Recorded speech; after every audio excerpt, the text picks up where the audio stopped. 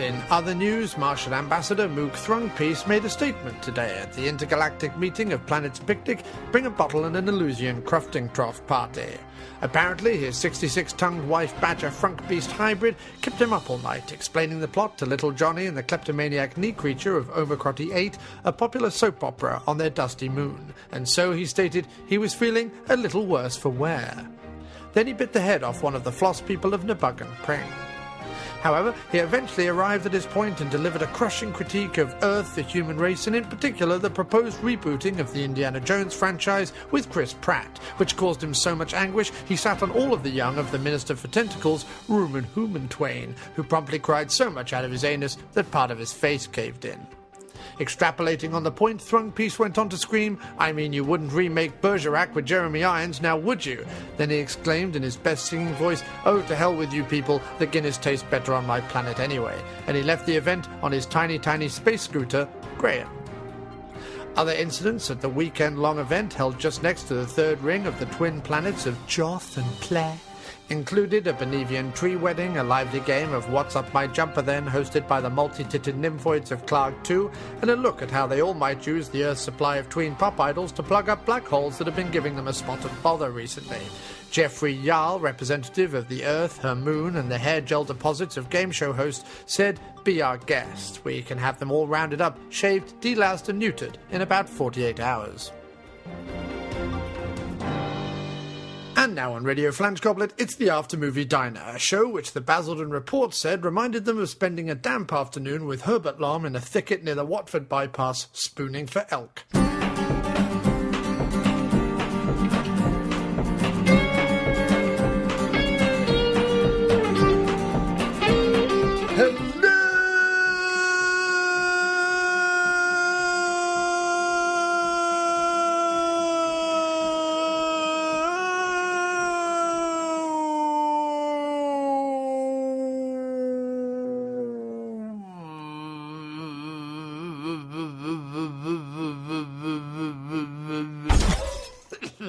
Got it.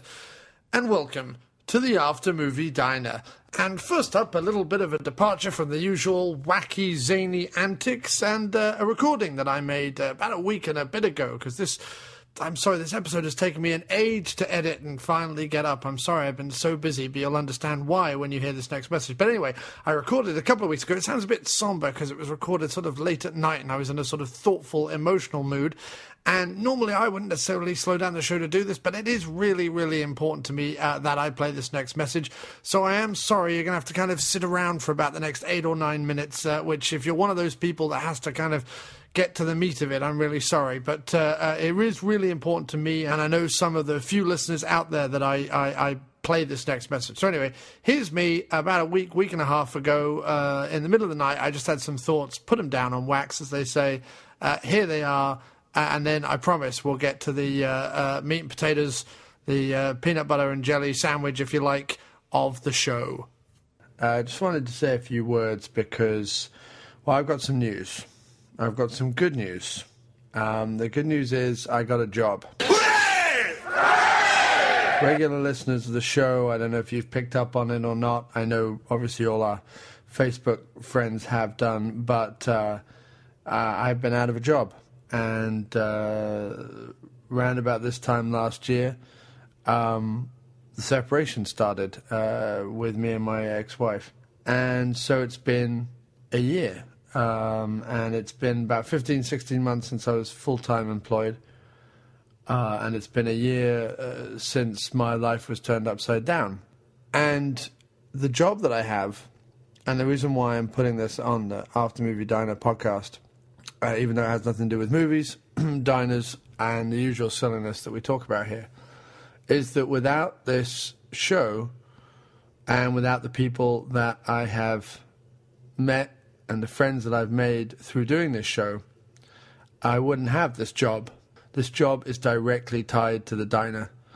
If it hadn't been for the podcast I'd created, the website I'd created, the blogs, I wouldn't be going to work tomorrow in a job that will utilize my web management skills and things that I've learned being online and having a website and all that sort of stuff. the After Movie Diner, believe it or not, was a big part of the discussion that we had in the interview and who I am because of that show.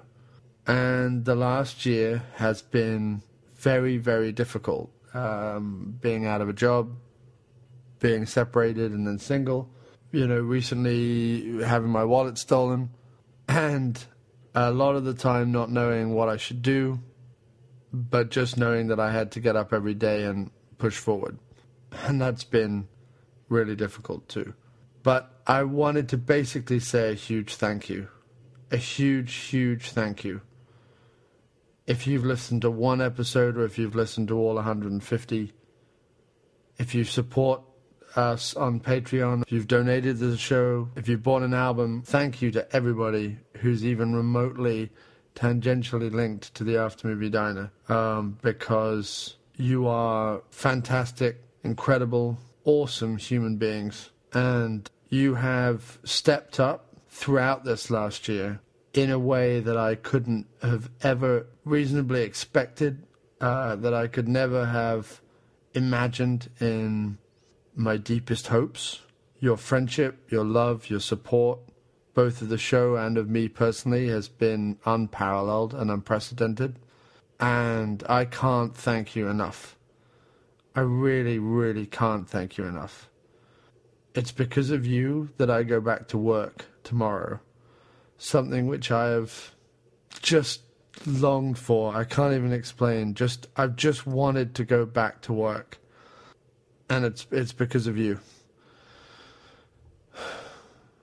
And whether you've messaged me personally on Facebook, or whether we've just had a chat about a movie one afternoon, or whether we've drifted in and out of each other's lives online, or whether you've written to the show, or whatever, just thank you, thank you, thank you, thank you, thank you. Thank you to every single person who came together to help me out when my wallet was stolen and I needed to replace my permanent resident card. I didn't ask for help and I didn't ask for money. I simply wrote a status update that they didn't get any money from me and they couldn't use my credit cards, and everything in my wallet was useless except my permanent resident card, which is going to be expensive to replace. That's all I said. And by the end of the day, it's like 24 hours, I had the money I needed to replace the card. I didn't ask for a dime. I didn't know what I was going to do, but I didn't ask for it. And you all just got together in the comments on that post and you made it happen. You just all got together and you did it. Unbelievable. It doesn't happen, I am absolutely and forever grateful. And I'm going to try as hard as I can. And I'm going to make a promise to you that because you've supported me this last year, I'm going to do my damned hardest to work as hard as I can, be as good as I can, and try as hard as I can, just to make it all work. And if any of you ever have an album you want to do, a book you want to write, a podcast you want to start, anything, if you ever need any help or support or anything like that, once I'm settled and once I'm set up, then just let me know on Facebook. Just message me and let me know what I can do. I'm not a taker. I've had to be and I haven't enjoyed it. So please let me know what I can do once I'm all set up down the road, okay? But thank you, thank you, thank you, thank you, thank you. And also, on this note, recently someone published an article that was put up on a Facebook podcast community site. And I shouldn't have taken the bait, it was pointless, it didn't really matter. But it was an article by this guy basically saying what a podcast should and shouldn't be.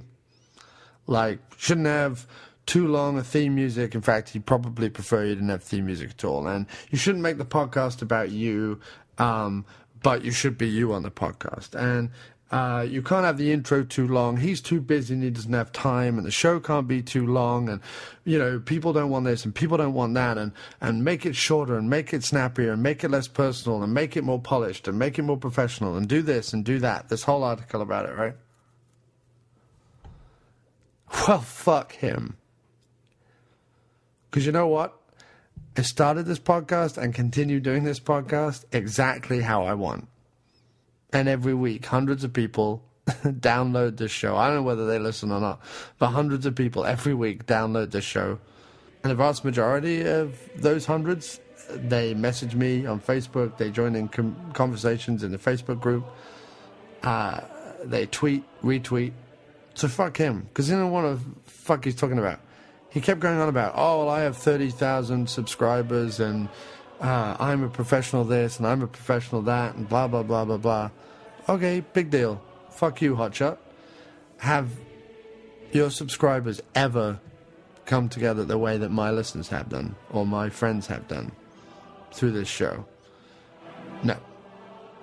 Guarantee it hasn't. Guarantee we're all better people. And I'm guarantee that my hundreds of listeners are better than his thousands of subscribers who listen to his horse shit about what podcasts should be. By the way, he doesn't even like podcasts. Doesn't even really listen to them. The few he's listened to, he doesn't even like. And here he is telling us all how to podcast. Well, I podcast the way I want to fucking podcast. People tune in or they don't. But I tell you what, when people tune in, they really tune in and they support and they help. And they've got me through one of the what could have been and what was one of the worst years in my life, and they've got me through it. And tomorrow I start a job because of those people, and I'm getting my permanent resident card back because of those people. And I'm gonna have a life again because of those people. I'm gonna have a life with those people. So fuck you, whatever your name was. I didn't even bother remembering your name, but fuck you, because this is what a podcast is. This is what a podcast should be. So anyway, thank you, thank you, thank you.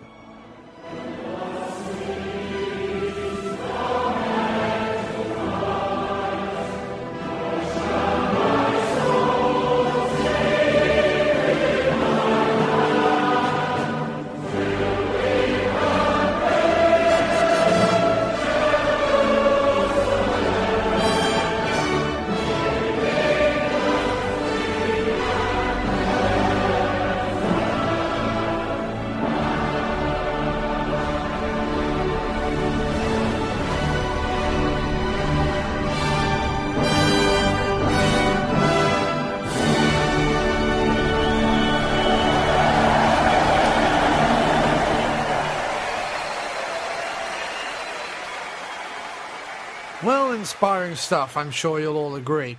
So, yes, that's my news. I have a job. Hooray! Excitement and happiness abounds all over the place like a vast, vast blancmange. And don't forget, you can contact, and we would love you to contact, the Aftermovie Diner at aftermoviediner@gmail.com, or leave us a voicemail at 347-669-0053. That's 347-669-0053, or over at www.speakpipe.com/aftermoviediner, just like Matt Beckett did. Hello, John. Matt Beckett here. Just calling in to say thanks for your recent episode on Inseminoid. Now, I haven't seen the film myself, so I can't offer any slings, arrows, or bouquets in its direction, but I would like to say that I'm grateful for the films of its kind. Firstly, because of the bounty of taglines that films like Inseminoid gave us. I counted at least 10 remarkable contenders in the trailer alone. Secondly, because getting this kind of genre movie made in any year, and hoping to find an audience, is a wonderfully optimistic thing. And filmmakers in the UK in the early 80s may well have thought that they could at least give it a shot, because they had seen large chunks of blockbusters like Alien and Star Wars being filmed here. And, perhaps most of all, I'm grateful because the video box art for Inseminoid and its many thousands of peers adorned the walls of rental stores up and down the land during the 80s and the 90s. They offered the opportunity to imagine and speculate at length as to what might be in store for an audience that, as the chances stood, might never get to rent them. This anticipation may often have proved to be more fun than some of the films themselves, but we always returned because of the possibility that we might find a gem. Sadly, I'm not sure that the current generation get the chance to experience this. So many thanks again for your journey into space, John. It was great to hear the after-movie diner back in the environs of a New York restaurant, giving your audience the chance to imagine and anticipate to fill in the whole picture. And please pass on my condolences to Denny Trink, the Roadworks Goblin. He certainly had my vote. Well, if you need further proof that we have the greatest listeners on Earth, then you're crazy, because that is surely all the proof that we need. What a fantastic voicemail. And if you want to send your own in, don't forget, 347-669-0053 or www.speakpipe.com/aftermoviediner.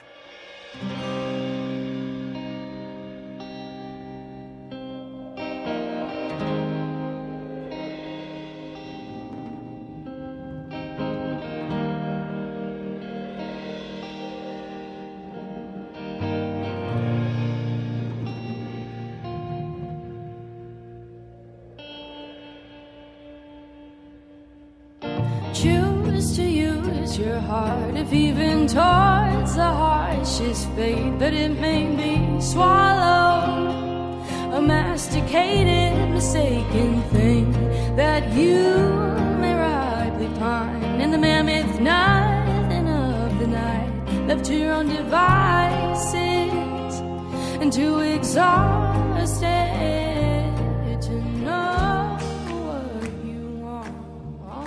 And joining me for a bit of the old knees up Mother Brown in a Cockney corner pub somewhere in the villainous part of East End London is the wonderful boys from Profondo Cinema, the guys who inspired me to start this show low there many moons ago, and who themselves have just celebrated a 5th anniversary. It is none other than the wonderful Axl and the almighty J Scott. Gentlemen, good evening.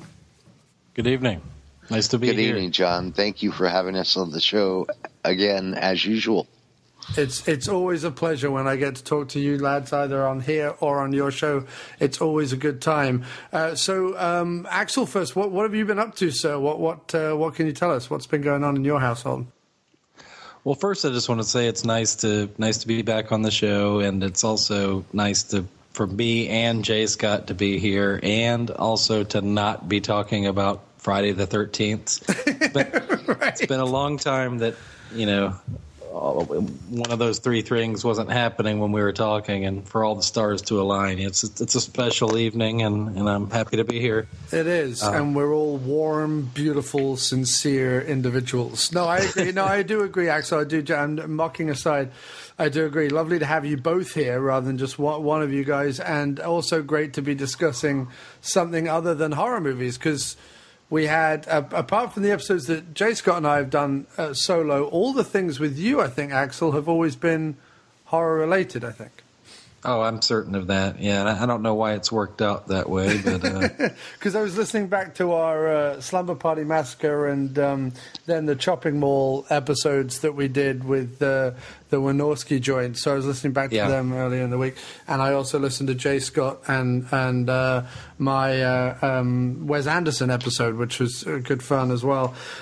So Jay Scott, do you have anything to add to the wonderful words of Axl there?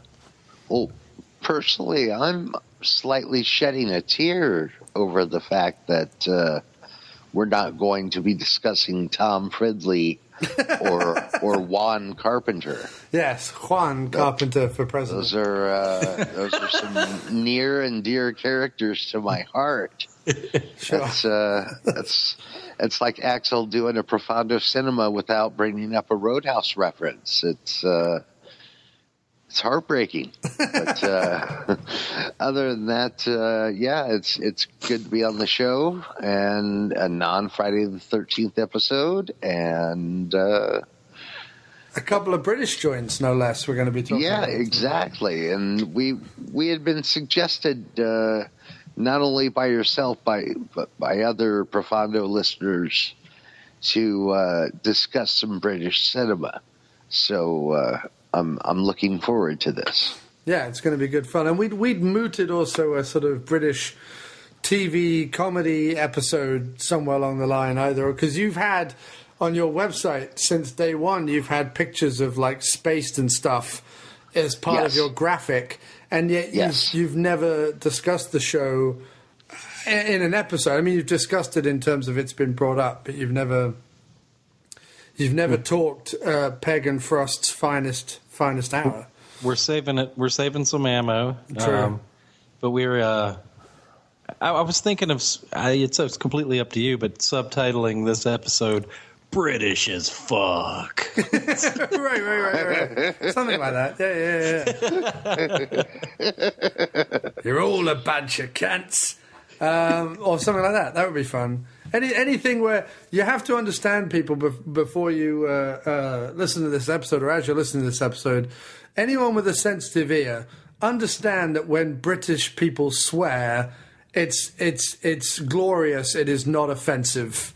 You have to understand this. It is not meant maliciously. It is meant as a wonderful Anglo-Saxon kind of dominant kind of way, and as well as endearing as well, because I used to have friends who I used to call cunt at work all the time. And we used to go, fuck off, you can. You say it all the time. It's just fun. It's a term of endearment. It is. Purge yourselves of the offensive nature of those words and let us revel in them tonight. For I believe in the second film we're covering, they may come up quite a lot. Well, now's as good a time as any. I guess I know what I know about British subculture from Johnny Lydon. Yeah. And I don't know shit else, so okay. When it comes to certain words, forgive me if I ask for a clarification. Oh no, I'm happy to give it. There's plenty of things I'm probably about 70-80% right on these, but you never know. Some of this stuff could actually mean something. Probably not. But no, he's got a great point. He really does, because. There's a line in Shaun of the Dead where Ed tells, no, we can go to the Winchester. There's a Breville out back. Johnny will do your toasting for you. Right. And for years, my friend and I tried to figure out what a Breville was. Right. And for those not in the know, a Breville is a name brand for a toaster oven. Well, like a sandwich toaster. Like yes. Like one of those that you push the sandwich in the middle of, bring it down. Like a George Foreman grill. Right, that kind of thing. Yeah, only it gives you the lines across the top of the sandwich and then, seals the outside of it. Yeah. Yeah, and they're amazing. They're incredible. It's a very legitimate point that Axl brings up. Well, the word that we use the most, or words that we use the most that don't really get translated, is stuff like sarnie and butty, which are both words for sandwiches. But you can have a chip butty, or you could have like a ham sarnie, and they're words for sandwiches. But that's a thing. So there's words like that if he says like, John will do you a toasty or whatever, or John will do you a sarnie or do you a butty. That's, they're all words for sandwich, I'm taking notes right now. I'm going to go ask my wife for a butty. Yeah, you should. And you have a chip butty, which is where you get the what you call steak fries, like those big flat. Potato wedges. Well, they're not so much wedges, but they're like the steak fries like you would get in like a British pub, and you would have those in between two slices of very white cheap bread with lots of butter. You have to have lots of natural butter on it, and then you put the fries into the butter, put the sandwich bread either side, and then the butter melts all over the fries, and it is delicious. You get this buttery, potatoey sandwich, and it's amazing. Oh my goodness! Oh yeah, it's amazing. Now, Axl, if I was to tell you I was about to go outside and puff a fag, I'd believe you. Would that throw you off, or do you know exactly? We'd all say, J. Scott, do you want to tell us what's going on in your household? No. Probably not. No, but I mean in relation to fag. Anyway. A fag is a stick with the burning tip on it. Therefore, puffing a fag is smoking a cigarette. Yes, it is. And if you smoke a fag, that's not killing a gay person in the ghetto. Or blowing a fag. Right. Blowing I mean, you wouldn't ever say that. They just go, I'm going to pop outside for a fag. John, I want to go ahead and officially invite you into the fold of a project that we're working on. Okay, I'd like that. That'd be great. It's and this is the first public announcement of this project. Cool. Upper 11th Dinner Theater presents Night 90, an audio play. Right. I need you as the narrator, maybe about 12 to 18 lines. Sure. Recorded in the privacy of your own home and delivered at your whimsy. And it should take you a whole 20 to 25 minutes. Right. What are the 18 lines? Are you going to mail them to me or send them to me or email them to me? Yeah. Right. Yeah. It's essentially to cover up the 45 minutes of nailing boards to the windows. Right. And Judy Rose screaming like a ninny. Right. Like a sissy ninny. Basically a passage of time, but done hopefully in a comedic way. Okay, so sort of like the Charles Gray character in Rocky Horror kind of voice. I couldn't tell you. Oh, okay. I'd say more like Waylon Jennings on the Dukes of Hazzard. That's an apt comparison. Except that like, you know them Duke boys, Except that I'm English. Exactly. But I could do a southern accent. It's going to lend it even more authenticity to it. More project, gravitas. I believe. Yeah. Yes. More gravitas. Yes. Oh, I can definitely do that, gentlemen. I will look forward to that. And is that going to be an episode of Profondo, or is that going to be a whole new thing that you're going to be doing? I think it'll be an episode of Profondo. Nice. Or at least a nice long featurette on an episode of Profondo. Sure. Okay. It would be a very long because it'd be the whole length of a movie. So. Oh no! That's why we're having you. Is that way we can eliminate the 57 and a half minutes of just nothing but nailing doors to windows. Okay. So yeah, it'd be more like half an hour then. Yeah, exactly. Okay, good. Maybe 40 minutes. I'm looking forward to that. We are too, actually, because I don't know if this is public knowledge or not, but Axl and I are not exactly the biggest fans of the remake of Night of the Living Dead by Tom Savini. Right. So you're not big fans of any movie past Dawn of the Dead, despite talking about Romero endlessly. It's really just any movie after Dawn of the Dead you have an issue with that features zombies. I know you like Martin and the Crazies and stuff, but any movie that features zombies past Dawn of the Dead. Romero-wise? Yeah, because you don't like Day, you don't like Land, you don't like... I presume you don't like Diary or Survival. Yeah, you'd presume correct. Right. Or Night 90. Or Night 90, which he produced and co-wrote, right? It was actually, I guess, Schlags was the genesis of this idea because he wants to play Harry Cooper. Fair enough. I tell you what, so many people have remade Night of the Living Dead now because there's like an animated version, a 3D version. There's the horrible one where they inserted new footage into the old movie. I mean, there's so many different versions now that why not a Profondo Cinema version? And I would be honored, nay thrilled, to be a part of it. How wonderful. But it's specifically a radio play of the remake. Of course. No, I understand. I understand the way it works. It's good. And you are forever the innovators, because I'm sure you're the first people I knew who did commentaries for films as a podcast, which I just thought was revolutionary. And now you're up in the ante again and doing a radio play. My goodness, gentlemen, slow down. The rest of us cannot keep up.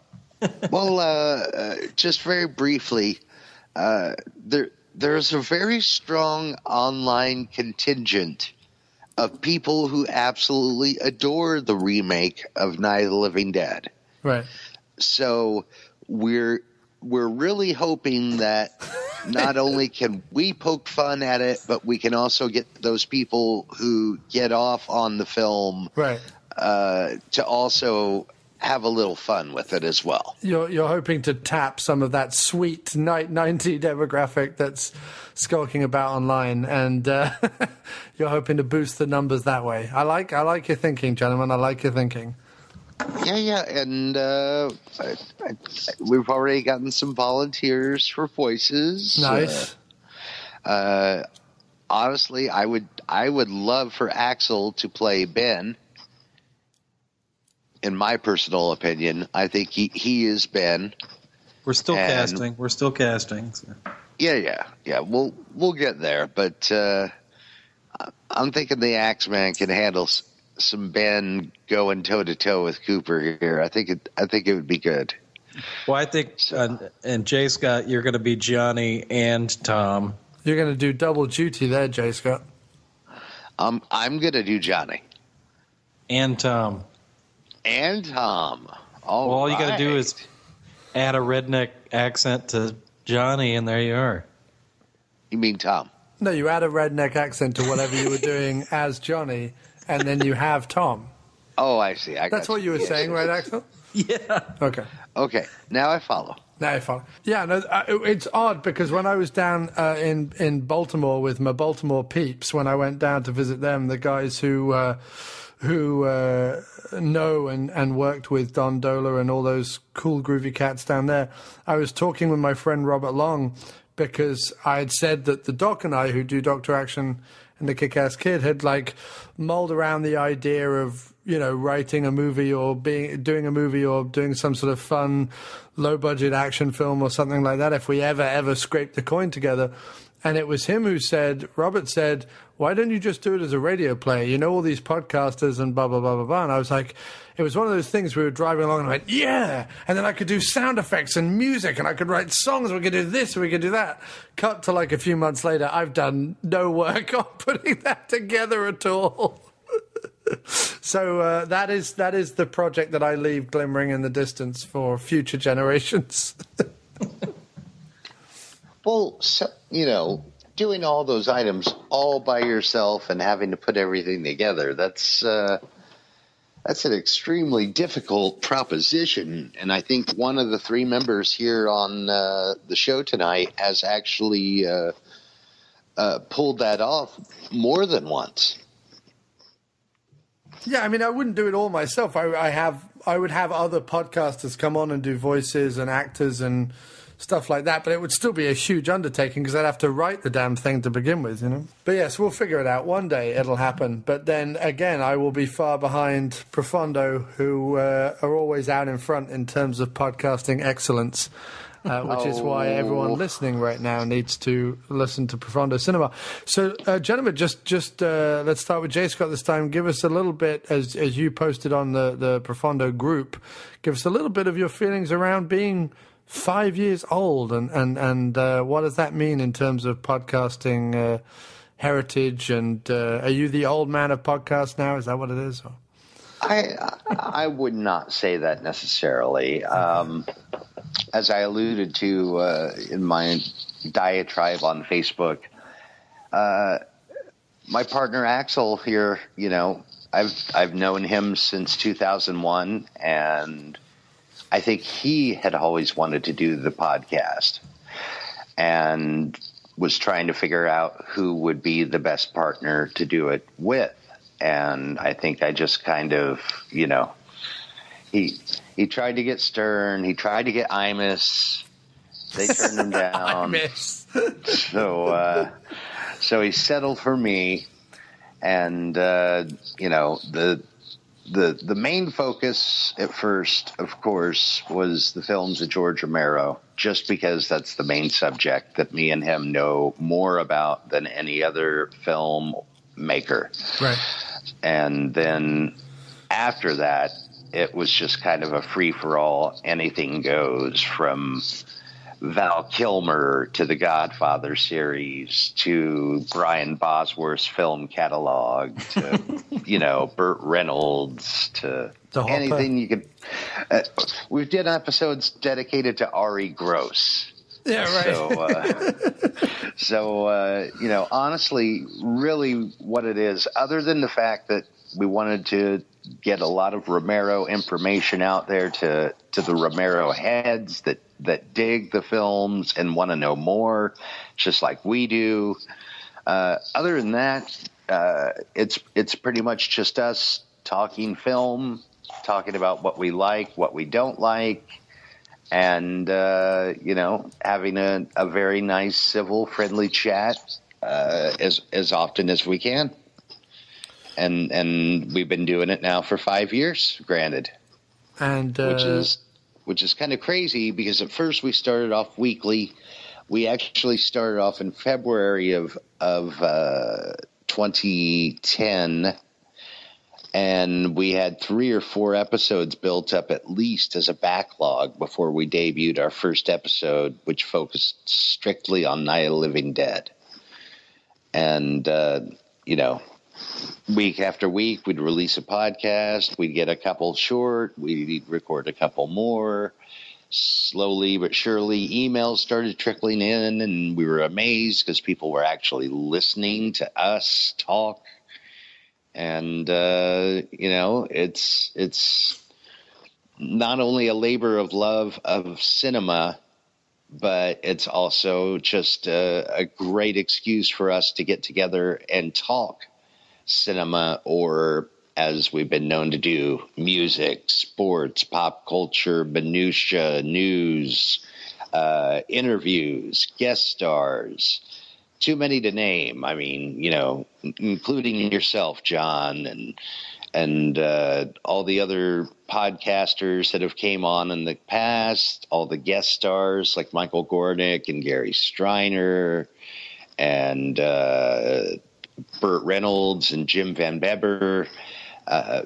We've just had a lot of swell people on the show. Jan Michael Vincent, and it's just kind of snowballed from there. It's the little pebble that became an avalanche. So you've never had Steven Seagal, have you? That's only Bloodbaths and Boomsticks that have had Steven Seagal. Yes, okay. Yes, but you need to get him on the show one time.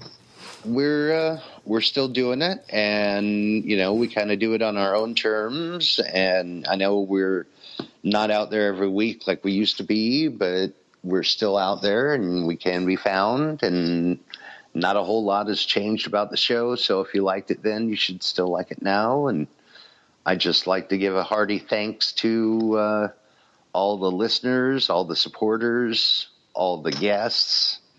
Anybody who downloaded the show and listened to it, we really appreciate it because, we're just a couple of dudes talking about movies. Just a couple of dudes. Indeed. And I love the show. And we'll talk about that in a second. But Axl, your 5 minutes. Well, yeah, I guess, I'll echo J. Scott's sentiments, but I also wanted to mention that, the awesome byproduct of getting to know people like you, John Cross, and... That's why you started the show, right? To get to know me? That was the whole purpose?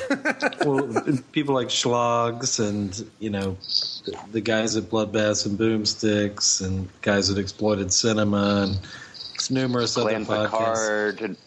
Glenn McCard and Mark Burns from the UK. Yeah, Glenn, who's a friend of mine. I know Glenn. Yes. And Mark Small Burns. world. And Mark Burns, who's subsequently become a friend and a follower of mine, a huge supporter of The Diner and Dr. Action. Good guys, Mark Burns. It's all a big somewhat like-minded, chilled-out family of sorts, and that's been the coolest experience to me. Like, the dozens of people that I'm like, kind of gotten to know over the years. So, but yeah, we are kind of getting old. I mean, that's when you say 5 years, I think old. So, but at the same time, I'll listen to, Dean Cameron has a podcast. He's, got to be at least in his late 40s. So it's not necessarily a young man's game. I think we're probably on the, upper outskirts of the age range. But well, Mark Maron didn't start his podcast till he was after 40. Well, I know it's not an independent podcast, but it's still. I mean, I don't think there's any age limit on podcasting as long as you can speak. That's the nice thing is you don't have to have a face for television. You don't have to be, I mean, you could be in a wheelchair. Like, it doesn't really matter as long as you can speak and operate a microphone. Then it's anybody's game as far as I'm concerned. It's the level playing field. Especially when you're offering the product for absolutely free. I mean, right. It's almost impossible to complain, but. Although, if you do feel like donating, you can go to www.patreon.com/aftermoviediner. That's Patreon, Patreon, for all our dear, sweet listeners. Excellent. Also, Axl had mentioned, and I completely had spaced it myself, and I totally agree with him. The people that I've met through the show over the years online, I've really became very close, good friends with quite a few people online, which is so weird, just because of common interests such as the podcast or horror films or certain rock and roll bands. That's been a very, very cool, interesting part of the show as well. So I definitely got to say that as well. I apologize for neglecting to say that before. Well, you will get reprimanded, and we will put you in podcast jail. Especially one. Oh, I know 7 people that are going to message me by tomorrow morning and be like, "What the fuck?" Even though they're not listening. I mean, if this was going out live, maybe. But I mean, when this goes up, they might email you and be like, J. Scott didn't thank us. We're the only reason you're doing the show, kind of thing. Okay. How about this?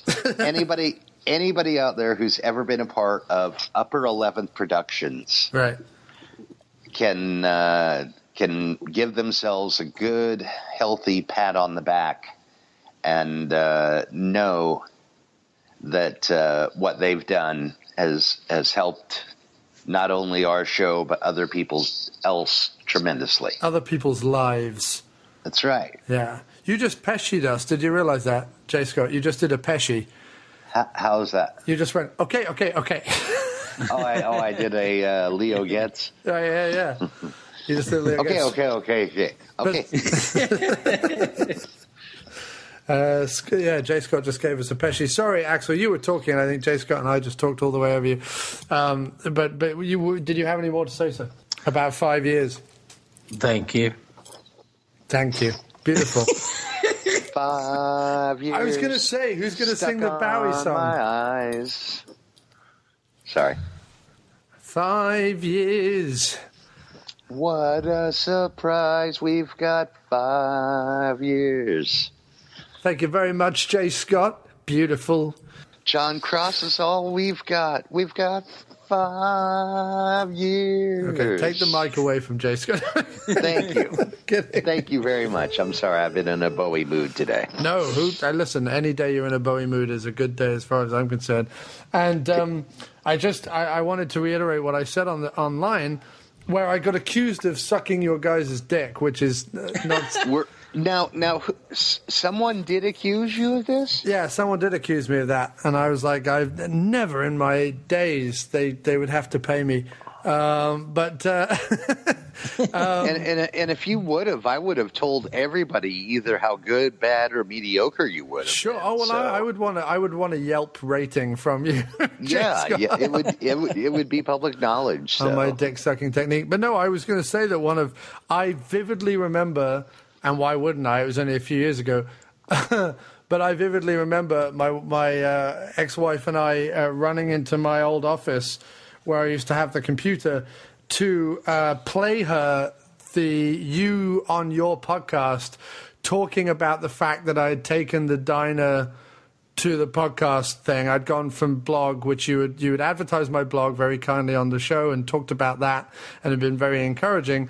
And then a few months later when I started the podcast, you did the same thing for the podcast. And I remember I brought her into the room. We both ran to the room. I played her the thing. And she was like, that's incredible. That's two guys you don't know, like, talking about your podcast. That's amazing.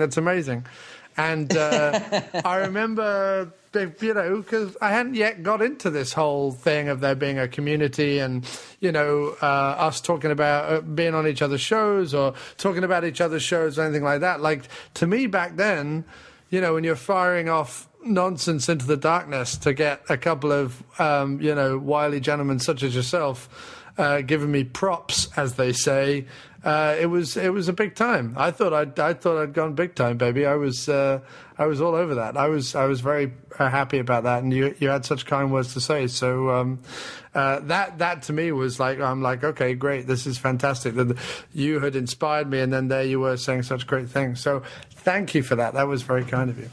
Oh, you're quite welcome. And to shed a little bit more light on that, there's quite a few podcasts out there that are extremely similar. A lot of the podcasts out there are very much just two dudes talking to each other. Dude, did you see this? Dude, did you play Halo 20? Dude. and then all of a sudden we get this podcast that starts out just like an episode of Monty Python's Flying Circus, where they're reading the faux news, and then the next thing you know, you never expect the Spanish Inquisition, and then the film talk starts, and there you got some ukulele going, and at first you used to have John Wallace on the show a lot. Yeah. And, it was just a very big breath of fresh air in the podcast community whenever you first hit the airwaves. And I think that's what really attracted Axl and I to it. Well, and I really dug those 007 shows that you did. With Mal, yeah, that was fun. With Mal. Mal's got the best radio voice ever. Right. He's got that deep baritone. Yeah, that honey sweet voice. But that was a very comprehensive. I think it was 2 episodes where you covered the whole damn series. Yeah, Mal and I sat in a room for 4 hours with my 20th anniversary box set that has the first 20 movies in it. Not 20th anniversary, sorry, the first 20 movies, so whatever it was, the 35th or the 40th anniversary, whenever Die Another Day came out. And we sat there and he read the back of the DVD set, the DVD box, and then we had like 5 or 10 minutes to discuss the movie, and then we just went on to the next one, and we tried to rattle through them as quickly as possible. And we did continue, we covered Skyfall, but we covered it as a video. It was the only video episode of the After Movie Diner, which is still on YouTube for people who are interested to see it. Well, I think I also put it out as an audio podcast, but there is a video version of it with us putting on different hats and being silly and wearing funny clothing. So that's out there. But yeah, that's always fun to have Mal on. I mean, Mal's a regular, John's a regular, Jim's a regular, his brother, and then... yeah, we've had David on doing all the comic book episodes. It's been a fun ride, man. We just hit 150 episodes. That was my big milestone recently. It was 150 episodes. Excellent. The big 150. You definitely slowed down, though. I assumed you would have surpassed us by far, because I think we're at 175 or 176. I figured you would have blown past us by now.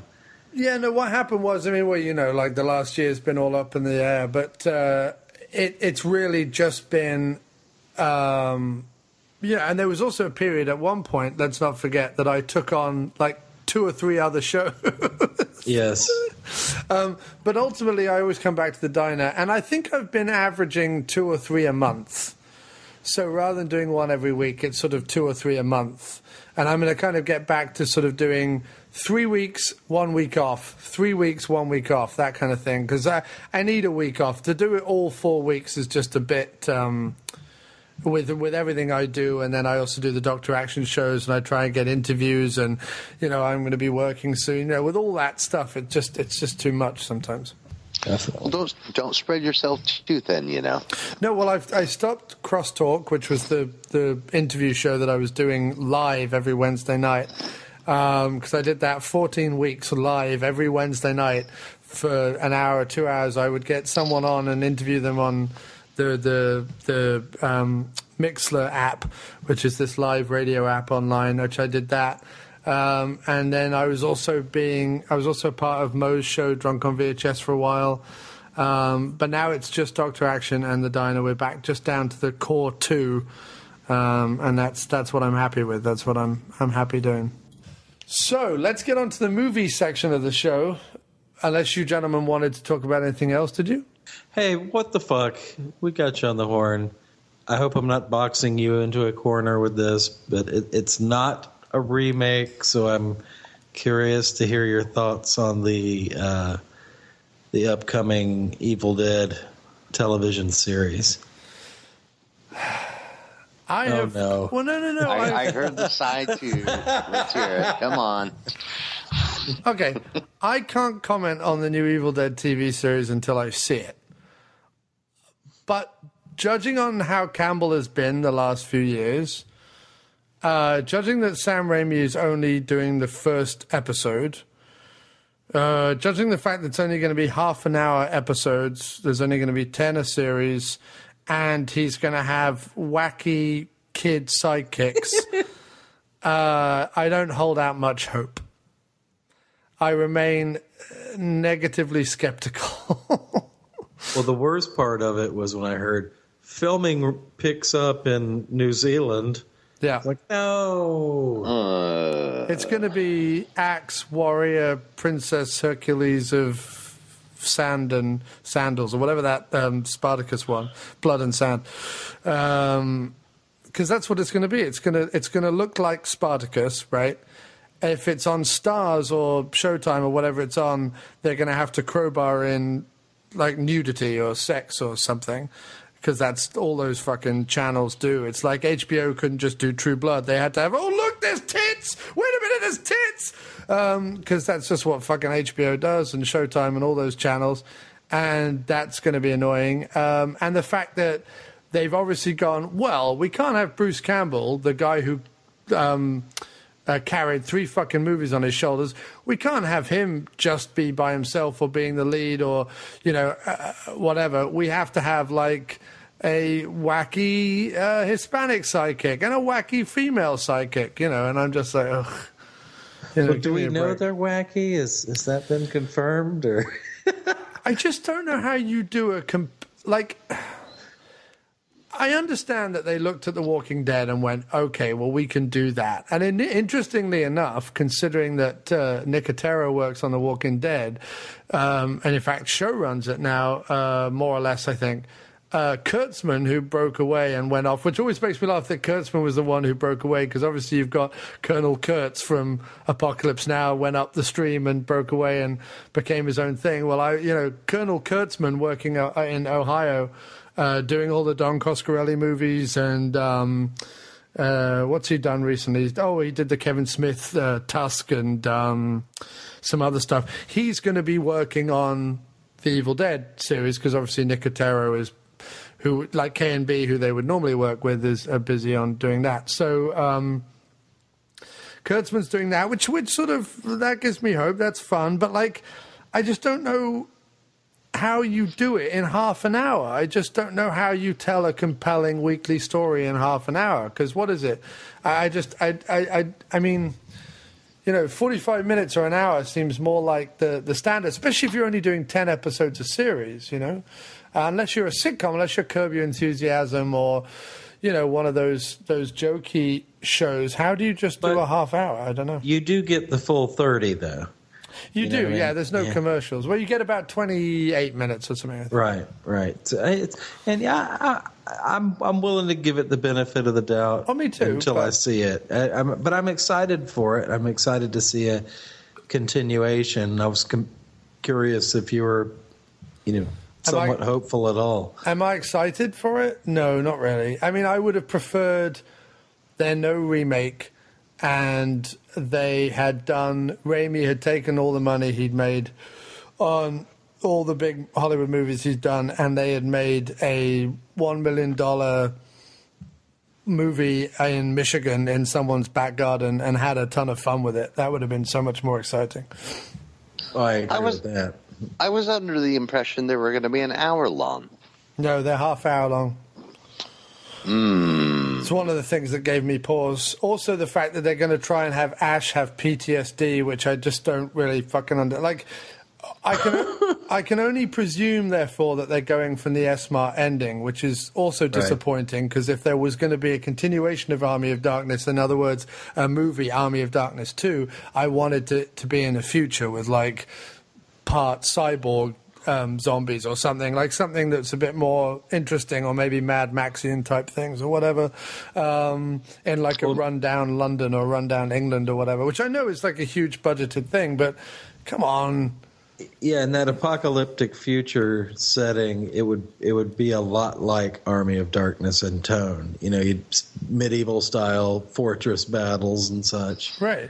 It could be very much in the same spirit, but also I thought the S-Mart still that ending had a lot of that comedic spirit too, and he was very cocky at the end of that. And, I know that the comic books and everything, every other Army of Darkness thing that's followed, because the S-Mart ending was the theatrical ending in the US, which is obviously the biggest market. I always felt that they would probably go with that ending, you know, to continue it.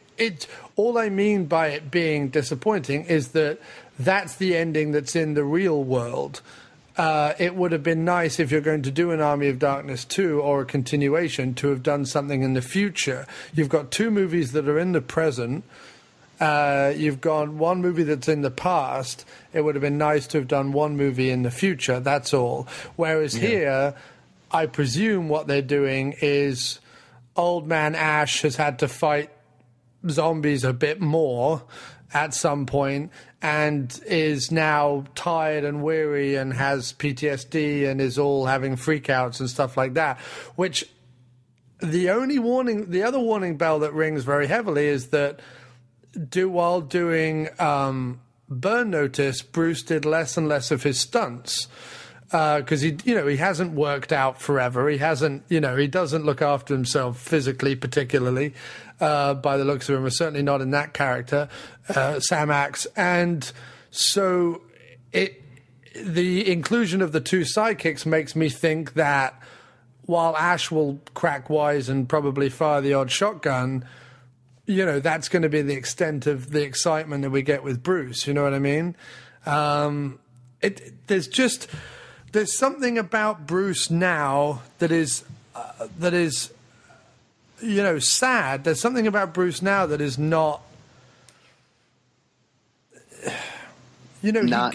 not Evil Dead 2 Bruce. Well, but it's not even that, because I love Bubba Hotep Bruce. I love Running Time Bruce. I love when he tries to do something a little more serious, something with nuance. I think that he's got proper chops. I think he was developing some really good chops, and while obviously everyone always enjoys the Jack of all trades, Army of Darkness shtick, it would have been nice to have seen something a bit more developed and a bit more nuanced, but instead all he's done is sort of trade on his convention persona, which quite honestly I was tired of 5 years ago, let alone now. He's fucking hosting a game show for WizardCon now. It's like, it's just getting annoying. And whenever he stands up at WizardCon, nobody asks him any decent questions. And even when he gets the odd decent question, he gives them shit answers. It's like, why do you even bother? He's just showing up for a paycheck, except it's at a convention.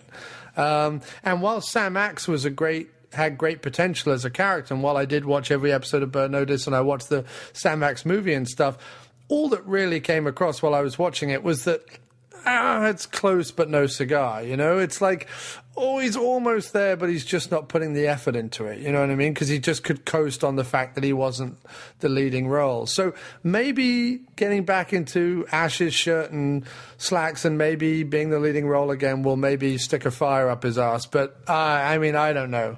I haven't seen the light in his eyes for some years. J. Scott? I guess we're just going to have to wait for some teaser promos before we can get a half-assed clue as to whether this is going to be the real deal or if it's going to be bullshit. Yeah. I agree with you, J. Scott. I'm not commenting on the TV show other than what I've read and basing it entirely on my, in-depth experience of Bruce over the last 5 to 10 years.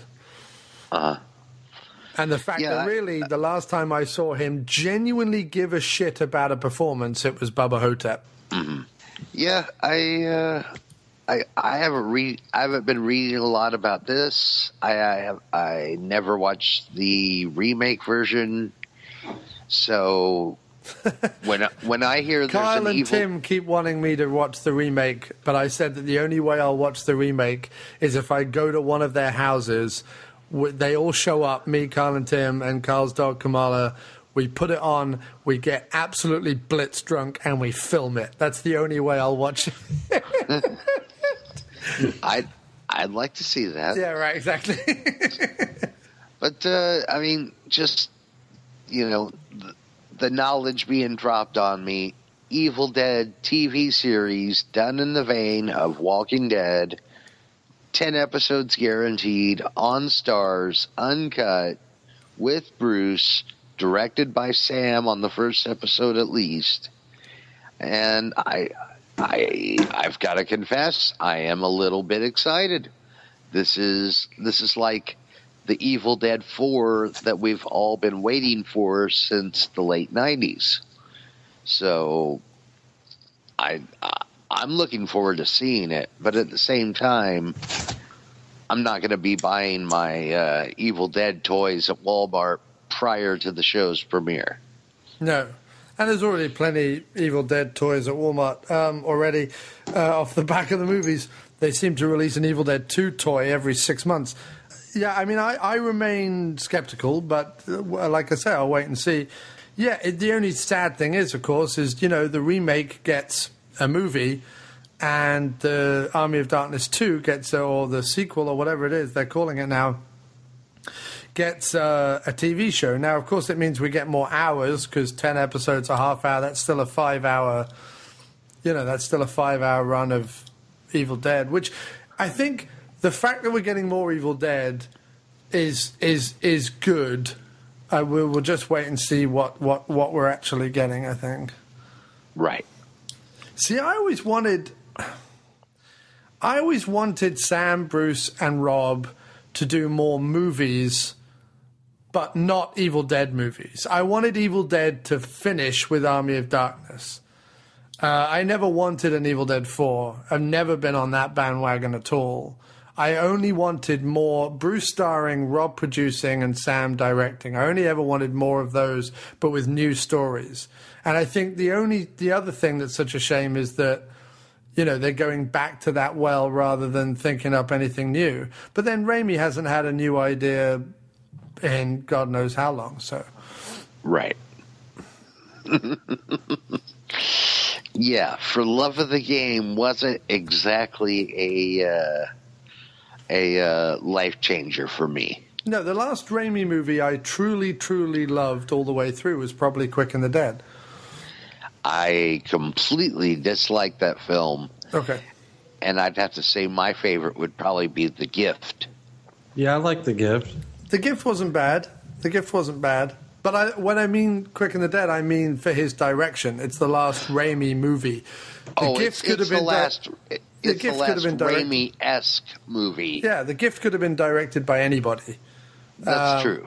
Okay. And Simple Plan could have been directed by the Coen brothers.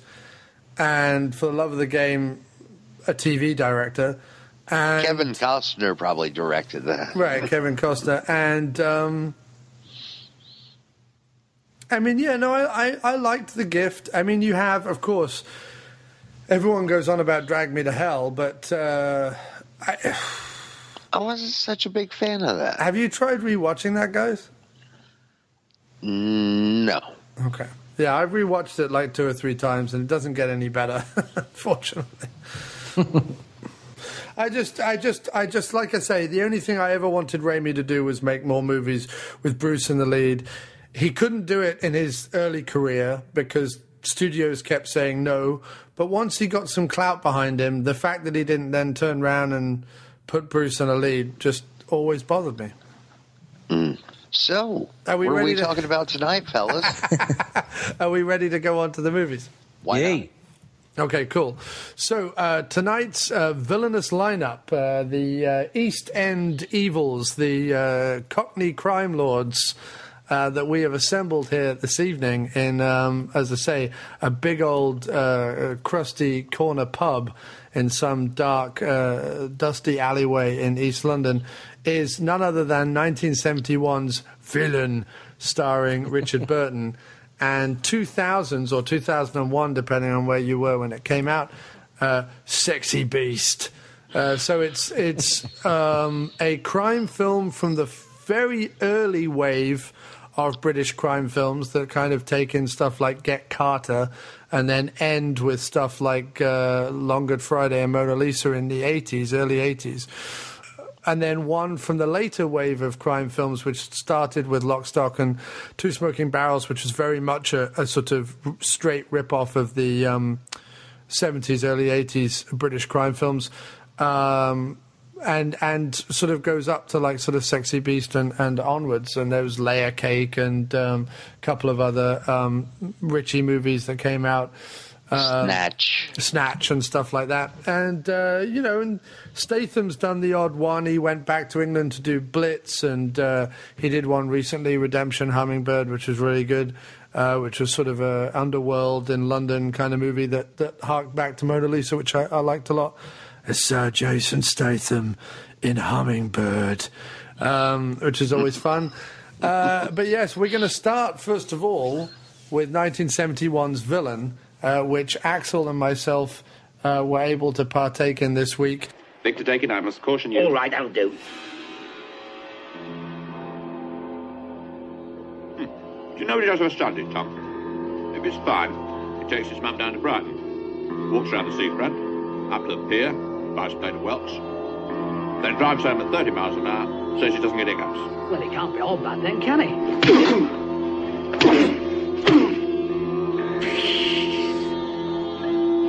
Pathetic.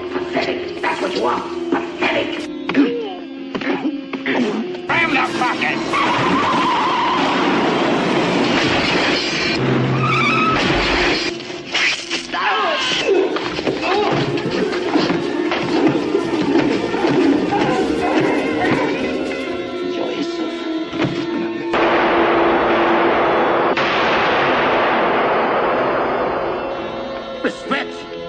Respect, you don't know what it is.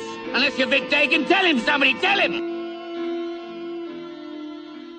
Richard Burton plays Vic Dakin, who's based very loosely on real-life gangster Ronnie Kray of the Kray twins. And you'll know that the two guys from Spandau Ballet, played the Krays in the 90s? In the film The Krays? Yeah, the film The Krays. I think that there's two guys. It's Martin and something Kemp or something. They're actual brothers in real life, and they were in Spandau Ballet.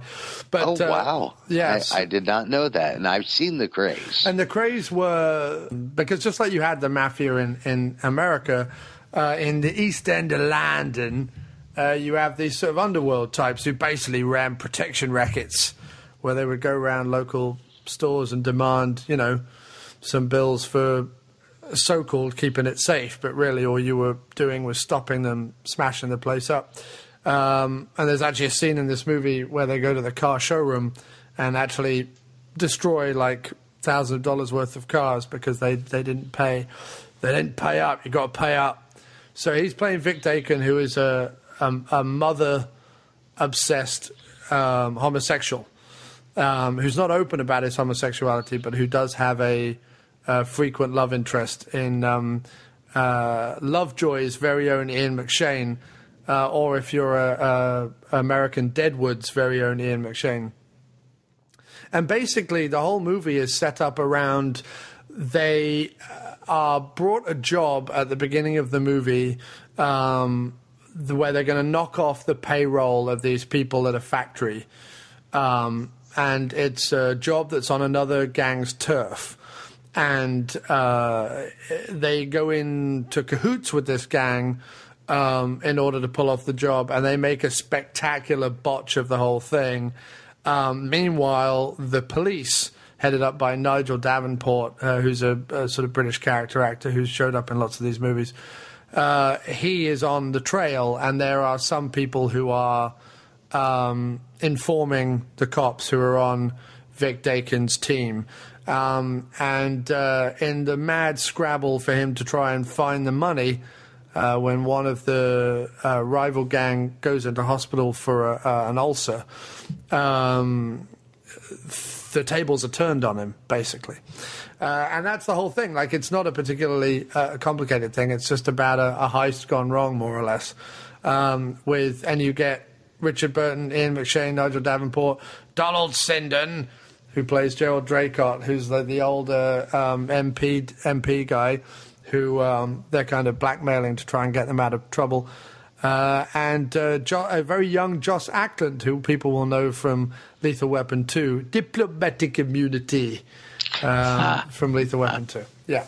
So, that's the whole plot, right, Axl? There was nothing more to it?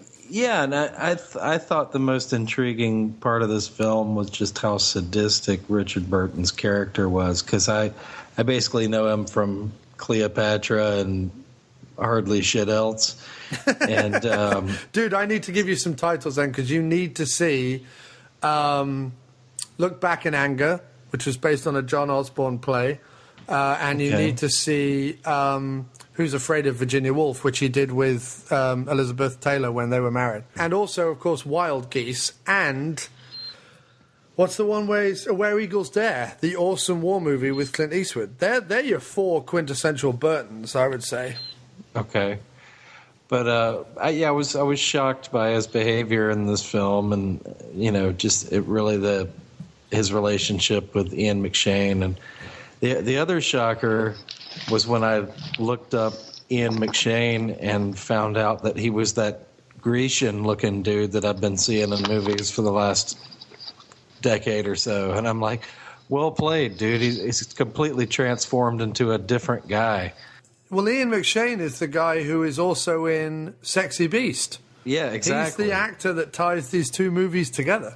And I just saw him. He was in John Wick recently. I mean, I'm seeing that guy all over the place, and I did not recognize him off of this movie until I hit his IMDb. So, well, he was very popular in England for a series called Lovejoy, which was a kind of fairly twee, comical Sunday hour-long show type thing, where he was sort of a roguish art trader who traveled around in a panel van with some funny chaps trying to like swindle old ladies out of their paintings, or like help old ladies with their paintings. I don't know. It was pretty awful. He did nothing for ages, and then he showed up in Deadwood, of course. And from off the back of Deadwood, which is a hugely popular TV series, he got all these film roles. So that's how that happened. I wanted to mention the plot line itself is just so stark and dank and awful. It's just like, Ian McShane, he's like, well, yeah, he basically pimps out his girlfriends to get favors or whatnot, and is suffering an abusive unwanted homosexual relationship. Yeah. And it's just not your typical plot line for kind of a hard-boiled mafia kind of thing. It's so I think Jay Scott's like, oh my. Those two elements alone, it's just like, I mean, it's definitely gonna keep this one fresh in the memory of what was otherwise just kind of your standard mean streets kind of early 70s thing. But it doesn't have the style or the script of something like a Long Good Friday or Mona Lisa, or even a Get Carter, which is a real shame, because it with someone like Burton chewing the scenery, you really could have done him spitting out some better lines than they gave him here. But it does share Get Carter's cold, stark meanness. It doesn't let up. There's no real comedy in the movie.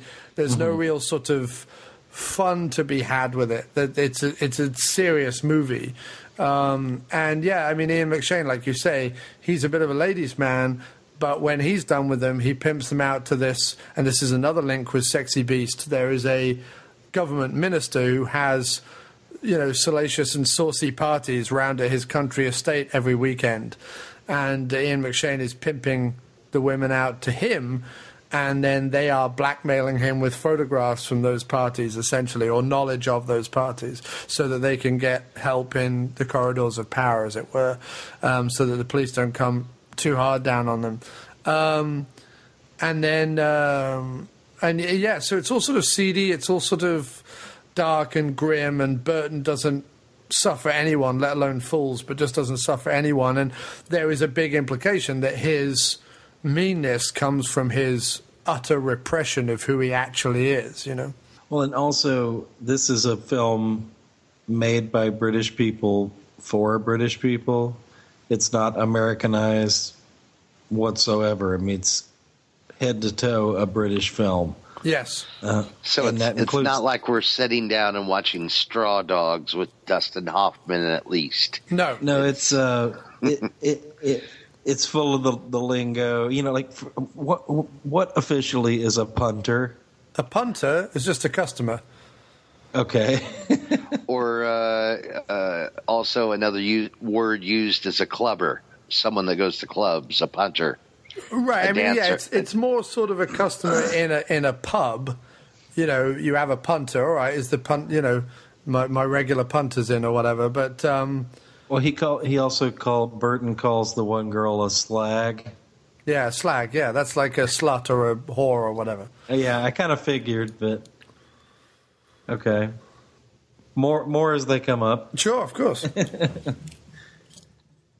I think. But no, sorry, go ahead, dude. I enjoyed it, though. It's definitely a little different slice of cinema I'm not used to. Not the best presentation. Was this perhaps a public domain? No, this is actually a VHS rip, I think. There is a DVD of it in the US, but it is through Warner Archive, so it would have to be specifically purchased through them. They do release it over here. It kind of had that albino wheat sheen to the color palette. Yeah, I don't imagine it's been cleaned up that much either. It's a very rare British crime film. It never got the attention or the staying power of something like a Get Carter, which is really the sort of daddy of all these movies. And have you seen the original Michael Caine Get Carter? No, at least a year ago we hadn't, because we discussed this on another episode. Because I know what's amazing about Get Carter is I know that it was remade over here. Sylvester Stallone and Mickey Rourke did it, and it was awful, unfortunately. But the funny thing about it is that it was a movie that was remade, but then the original wasn't well known over here. Like, I thought it was remade because the original was as well known here as it is in the UK, where in the UK, everyone knows the movie Get Carter. You know what I mean? It's like everyone in America knows Mean Streets. It's like that big a movie. It's that important a movie, and so, or Taxi Driver or whatever. It's that kind of quintessential, tentpole type movie, and over here it just isn't, it seems, which is very, very odd. But that is far more stylistic, far more well made, has a far better kind of kick-ass soundtrack. This one is far more. This one's just an odd one. It's written by two guys who would go on to become very well known for writing comedies, weirdly enough. They wrote Porridge, which was a very popular TV series in the UK. They wrote Lovejoy, which we've already talked about. They talked about they wrote Wiedersehen Pet, which was another popular comedy in the UK. Most recently, they wrote the movie The Bank Job, starring Jason Statham.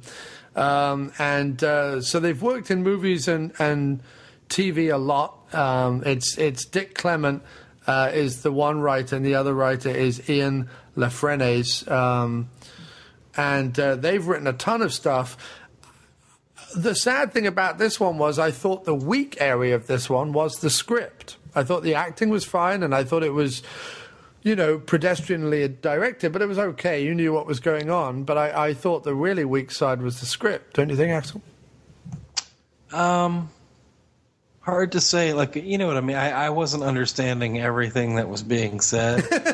I mean, it wasn't a terribly strong anything, really. It was just solid from top to bottom and interesting just because of the main two male characters and just the kind of bizarre circumstances got me through the running time. Yeah. And it was, almost had kind of, not quite, didn't really have like a Dirty Harry feel to it, but it was that same kind of seedy atmosphere. It was about the same time, if the London version of Dirty Harry, but from the bad side. Right. He was the mafia Dirty Harry of London. Yeah, I think maybe it's because in all other British movies, or a lot of other British movies that I've seen, which are about crime, the criminals in question are the charming ones that you're watching the movie for, It's Bob Hoskins, gang lord, having a hard time of it in Long Good Friday. It's Michael Caine as Carter going back to avenge the death of his brother.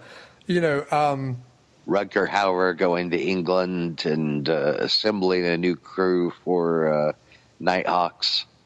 Right, okay, fair enough. That's a very weird reference, but okay. No, I agree. There's obviously in both Snatch and Lock, Stock, you're hanging with the lovable Cockney chappies rather than the police. You're on the side of the criminals. Layer Cake, Gangster #1, all those, it's all seen from the side of the gangster thing. The weird thing here is that no one is sympathetic. You know what I mean? Because you don't follow the police side of it, you can't really get into their heads. I mean, you sympathize when they're not able to arrest him at one point and they really want to. You kind of sympathize, but there's no one you really root for in the movie. You know what I mean? I wanted to root for Burton, but he's such a swine that there's nothing redemptive about him at all, apart from the fact that he's nice to his mother, and I don't know how much I care about that. And so, I mean, Ian McShane maybe, but I mean, again, it's very, very difficult to really kind of latch onto anyone in this movie. And like I say, we're used to gangster films being fun because we can live vicariously through these either over-the-top and or lovable, cheeky rogue types. And this is one movie that doesn't have that. I regret not seeing this now, and I plan on seeing it in the very, very near future. But from what you've just described, it reminds me terribly of the Michael Mann film Heat, where you've got De Niro and his posse as robbers, but they never hurt anybody. They just steal the money. Right. You got Pacino chasing after them, but he's not hurting anybody. And the real criminal is the Waingro character that the robbers hire, who ends up being a prostitute killer that Al Pacino is also trying to solve the murder of. Right. So it's like, are the robbers the good guys? Are the cops the bad guys? And, well, yeah, I mean, in Heat, it's more that De Niro is this guy who wants to go straight, who's in love with his woman, and everything, apart from the fact that he's a crook, everything is going well for him. And he wants to get away from the life. And then you have Pacino, who in the original draft was a cocaine fiend with an ex-wife who's fucking this other guy and has stolen his television in the best scene in the movie. Yes. You can fuck my wife, but you don't watch my television. I absolutely love that scene. And then you have, like you say, the Waingro thing. So it's kind of bad cop versus good criminal. Whereas in this movie, the cop is undoubtedly good, but he's a civil servant. He's a dog's buddy. He's just doing his thing. He's just a job's worth. He's just, there's nothing charismatic about him. He's not a Dirty Harry type. And then the criminal is a real vicious, mean son of a bitch, So there's just no one in the movie where you're like, go you, they're all a bit they're all a bit arseholes. Gotcha. Which just makes it a bit of a cold watch, I think. I'd like to see a better version of this, though. Maybe one day, if it's, I'm not going to go out of my way for it, but I'd be interested to look at a nicer 16:9, cleaned up version. I mean, the Warner Archive discs are good. They're just pricey, you know what I mean? And they're pricey because they burn them specific. So, yeah. But I love that they exist, because if there's a movie that they, like Freebie and the Bean, for example, which I couldn't get hold of until Warner Archive put it out, and then I'll throw down the clams for Freebie and the Bean because, it's such a great movie, but it was lost in time. It was you couldn't find it anywhere. So, like, it depends what kind of film it is. I probably wouldn't, unless they had a sale, pick Villain up from the Warner Archive. I just wouldn't have interest in necessarily rewatching it. It just doesn't have the style, and it doesn't have the character for me to latch onto that I need to watch kind of gritty crime stuff. And I've also seen Burton be so much better. I mean, if you want him spitting out dialogue, you watch Who's Afraid of Virginia Woolf or Look Back in Anger. And if you want him being kind of a roguish sort of slight action hero type thing, you've got him in Where Eagles Dare and Wild Geese. In this, he's just a thug. He's just a miserable, repressed, ugly thug. And he does it very well, but they don't give him enough lines to spit out. If he was more like Ben Kingsley in Sexy Beast and had some proper, like, funny but offensive, mean lines to say, it would have been more of a joy to watch Burton kind of chew the scenery, So just to wrap up Villain then, a couple of things. A sex scene between Richard Burton and Ian McShane was actually cut from the original theatrical release, so it could have got a lot more grim than it did, because I'm not sure I want to see those two guys going at it. It was bad enough as You know what? I thought they dealt with the subject delicately enough. Oh, yeah, they did, But that really wasn't the grim part of it. It was that and everything else, Oh, no, of course. No, I'm just saying, had they gone that full hog, it would have been a different movie. I found out that in 1974, the CBS station screened a TV version of this. I can only imagine what was cut out of the film. Apparently, the critical and financial failure of this film ended Richard Burton's viability as a box office star, apparently. And apparently where it was filmed, at the Assembly House pub in Kentish Town, which is sort of North London, apparently Elizabeth Taylor, they were married at the time, pulled pints for the cast and crew, apparently. According to trivia on IMDb. Hell of a lady. Hell of a lady, our Liz. Oh yes. Yeah. So Axl was she an honorary Brit like Madonna? Was Elizabeth Taylor? Well, she's born in England. Is she? Yeah, she was born in Hampstead. Okay. She is English. Okay. She was born in Hampstead in London. It's in her blood. Yeah. I know she did a lot of American movies, but no, she's English as the day is long. And just lastly then, Axl, so any scenes stand out for you? Any performances, any moments that you really enjoyed or thought were well done?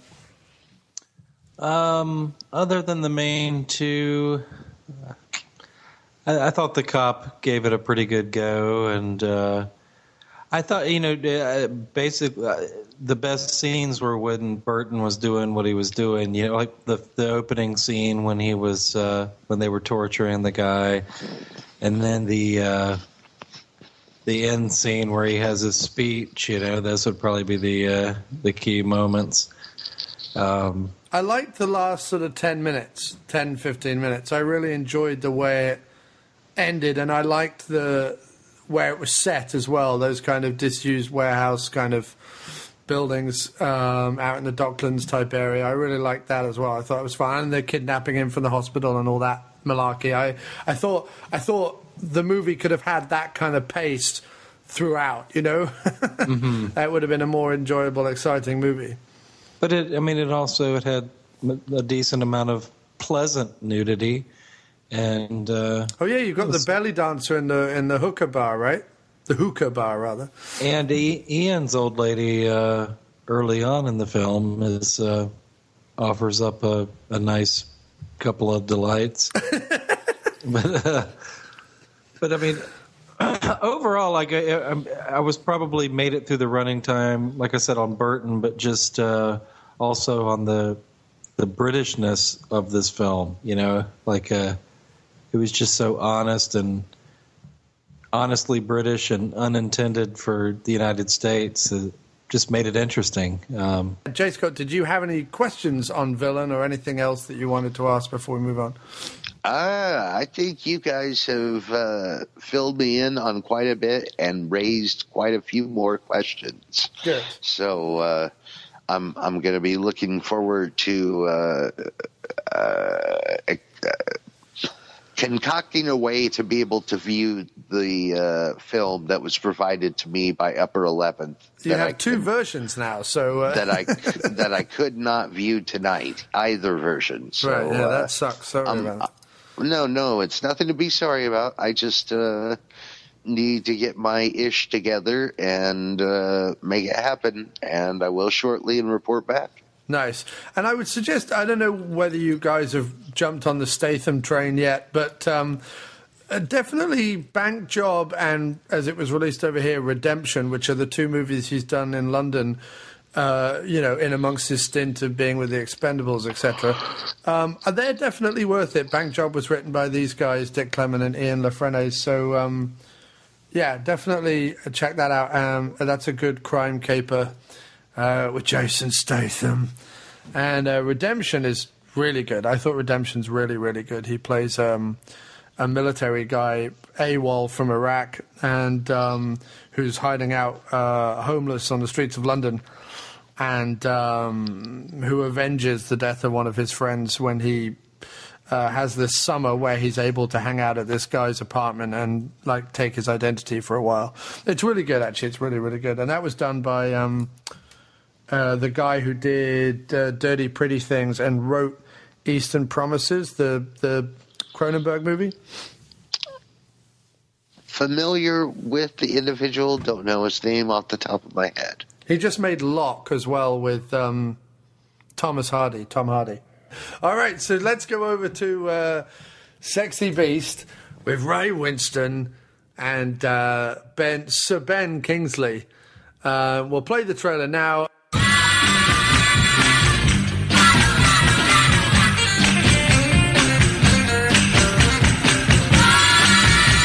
One man's castle. One man's woman. One man's heaven is another man's reason to raise hell.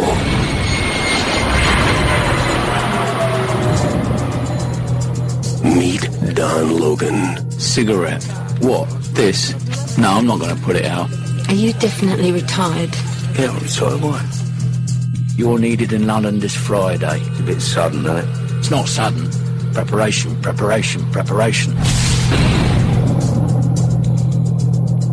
Just say my name for me. Cal. When I think of all the birds you could have had, you had to pick a Dirty Dee. I love her with all my heart.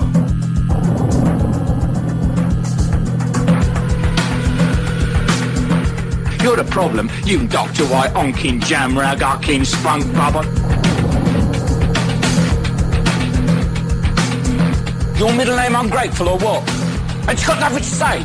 Just gonna stand there like Porky Pig, hiding behind your wife's skirt, your ex-porn star's wife's skirt. I'm happy. I'm gonna let you be happy, what should I? Do what Don wants. Who's behind this? Teddy Bess. Mr. Black Magic himself. He'll hurt you. Do what Don says. Are you saying no? No. What are you saying? I'm just going to have to turn this opportunity down. No, you're just going to have to turn this opportunity yes. Because Don... Do the job. No, Don. Yes. No. Doesn't. I can't. You can. I can't. You can't. Do it. And I said no. No. Yes! Yes! Yes! Yes! I know you love me because I feel strong. Ray Winstone. Ben Kingsley. Winstone. Ian McShane. Sexy beast. Fuck off, I'm beautiful. There's a bit of the beast in everyone. And then who wants to take the synopsis for Sexy Beast? I'd rather one of you two did, because this is my first viewing of it. All right. Is it your first viewing, Axl? It is, but I can give a better go of this one. Cool. All right. You knock it out of the park, this one, Axl. All ears are hanging on your every word. Should I start now? Start now, sir. Start when Wait you for hear it. this noise. All right. Wait for it. Fucking And cunt. now. I have a gentleman by the name of Gal who has done a 9-year bid in the Slam for not telling on his criminal buddies. And he is now retired on the coast of Spain somewhere with his moderately good-looking woman by his side. Enter Ben Kingsley. What was his character's name? Help me out. Don Logan. Don Logan. He's come down to Spain on behalf of Teddy Bass. Yeah. Played by Ian McShane. The now Grecian Ian McShane. He looks like a Greek god with that hair. Right. Exactly, yeah. He's created a whole new cinematic, persona for himself. You'd think his last name was Stavrakis. But it's not. It's McShane.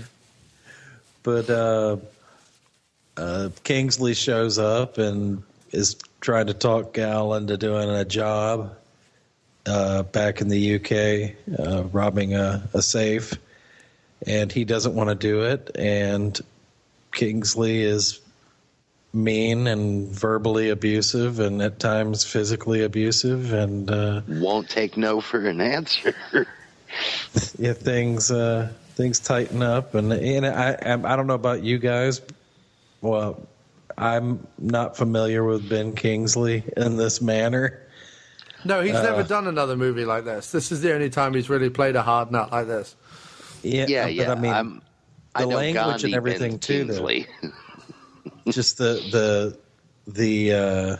I don't. Is this a Cockney style that he's using? I'm not sure. But yeah, this is all East End London Cockney gangsters. Yeah, that's the big area of London where criminals came from. Where it's all about it's exactly, think of it like the mafia. You know what I mean? So like you've got to respect each other's mothers. Like nobody pisses off the mothers. Like the same with the mafia, right? And then you start from a kid, stealing lunch money off the weaker kids.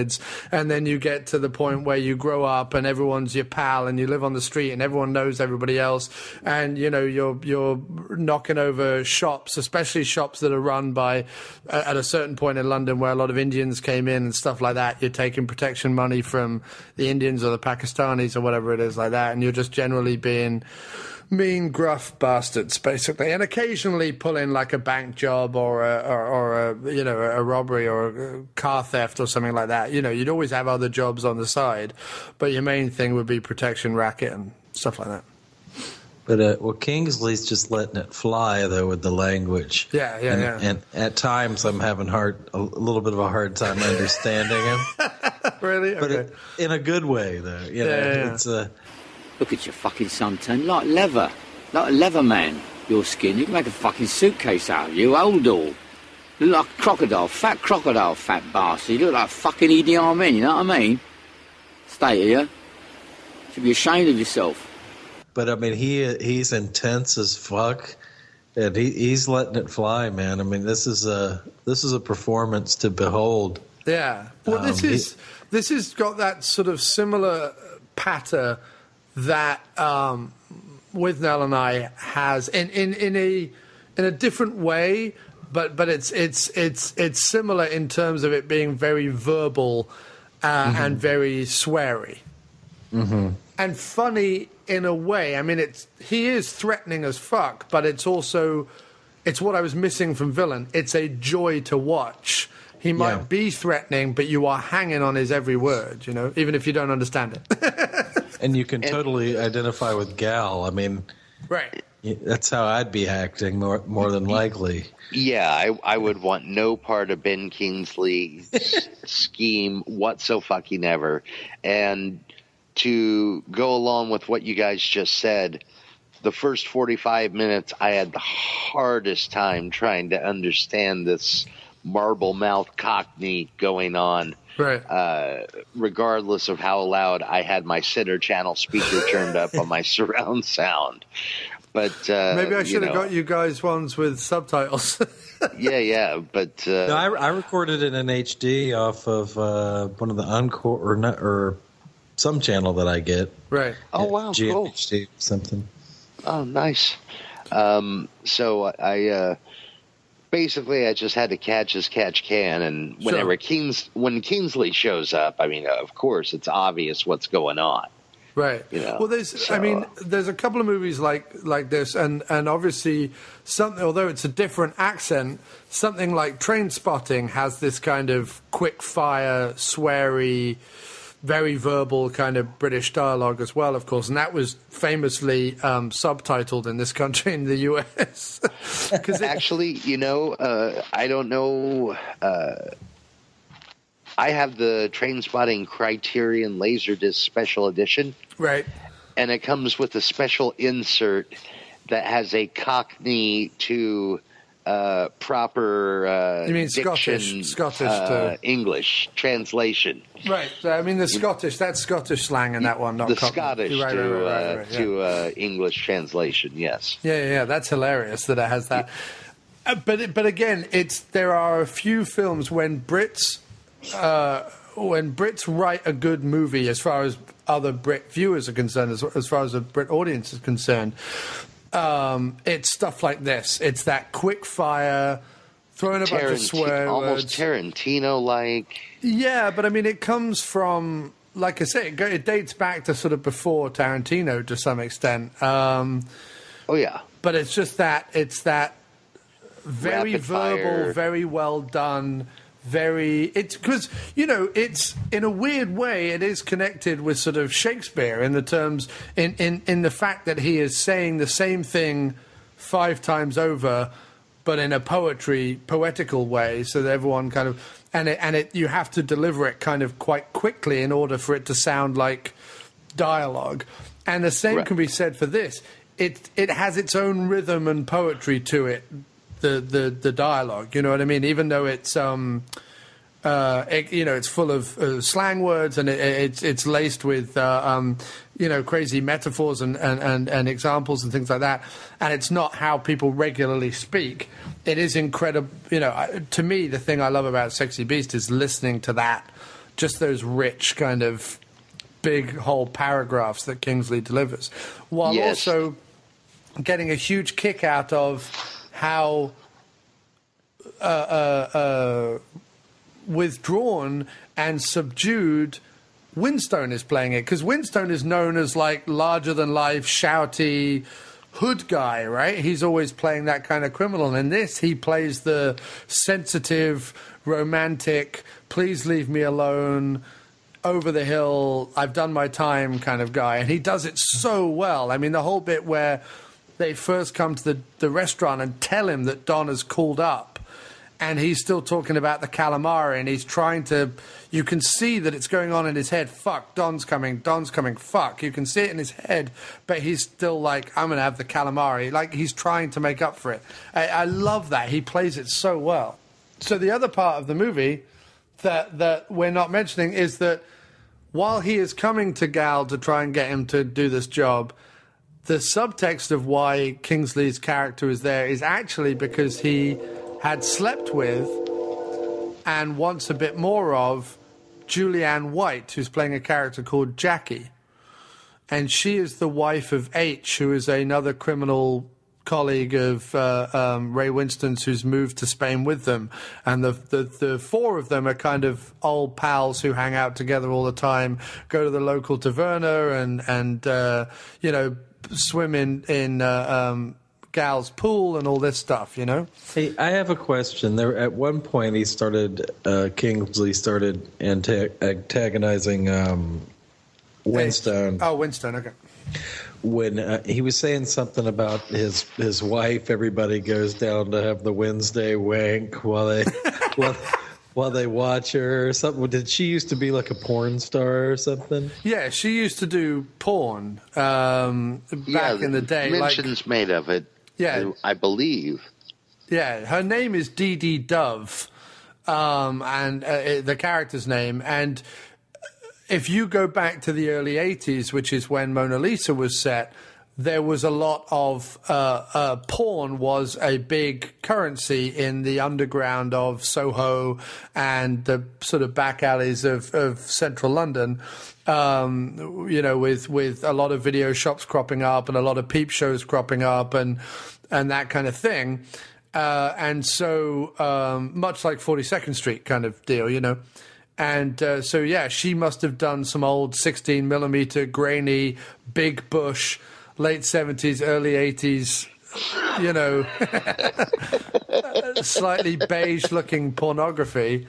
And apparently Don Logan is saying that every Wednesday a group of aficionados from back in the day get together and have a J. Arthur rank, as they call it, or a wank, to old Dee Dee. And apparently she still packs the cinema,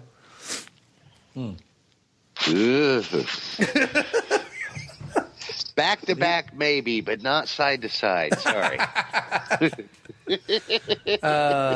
And it's, and that's why, what is interesting about the casting of Amanda Redman is that she does have that look of a slightly over the hill. Like Axl said, she's slightly attractive. Like that, she's slightly over the hill playmate type. You know what I mean? Like you can imagine 20 years previously her being something, and she's got they've got a good look to her. You know what I mean? She looks the part, I think. But now she's got the bags under the eyes and the sagging, the jaw's starting to shrink a little. But I mean, Gal still loves her very much. She's his.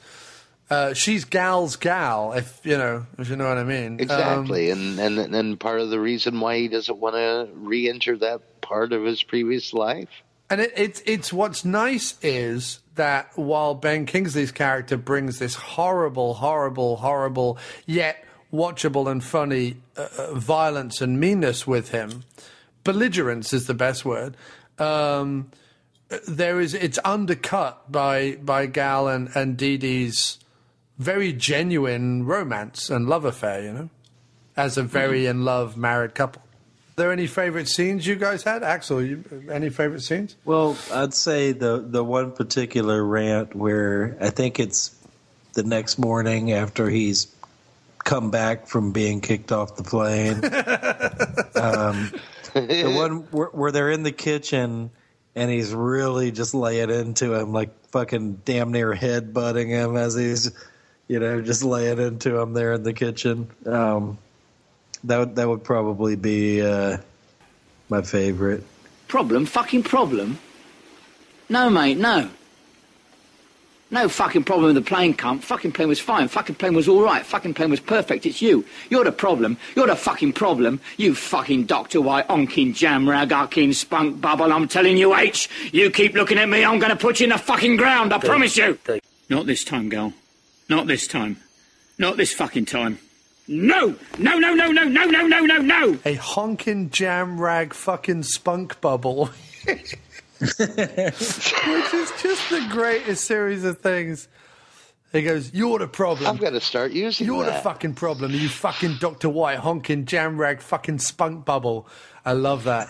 I need to say that to my boss at work. I think she'd appreciate it. And when he says what he says to Gal, and he says, shut up, cunt, you louse. You got some fucking neck, ain't you? Retired, fuck off, you're revolting. Look at your suntan, it's leather. It's like leather, man, your skin. We can make a fucking suitcase out of you like a crocodile, fat bastard. I love all that stuff, like the way he just rattles it off is incredible. When he was at the airport and he's explaining to the guy who pulled him off the thing that another guy tried to grab his ass. Mm-hmm. Very serious, Mr. Logan. You're right, sir. It's very serious. I've been here for 5 hours. As you may know, all European But before you start, I want to say something. Let me ask you something, please.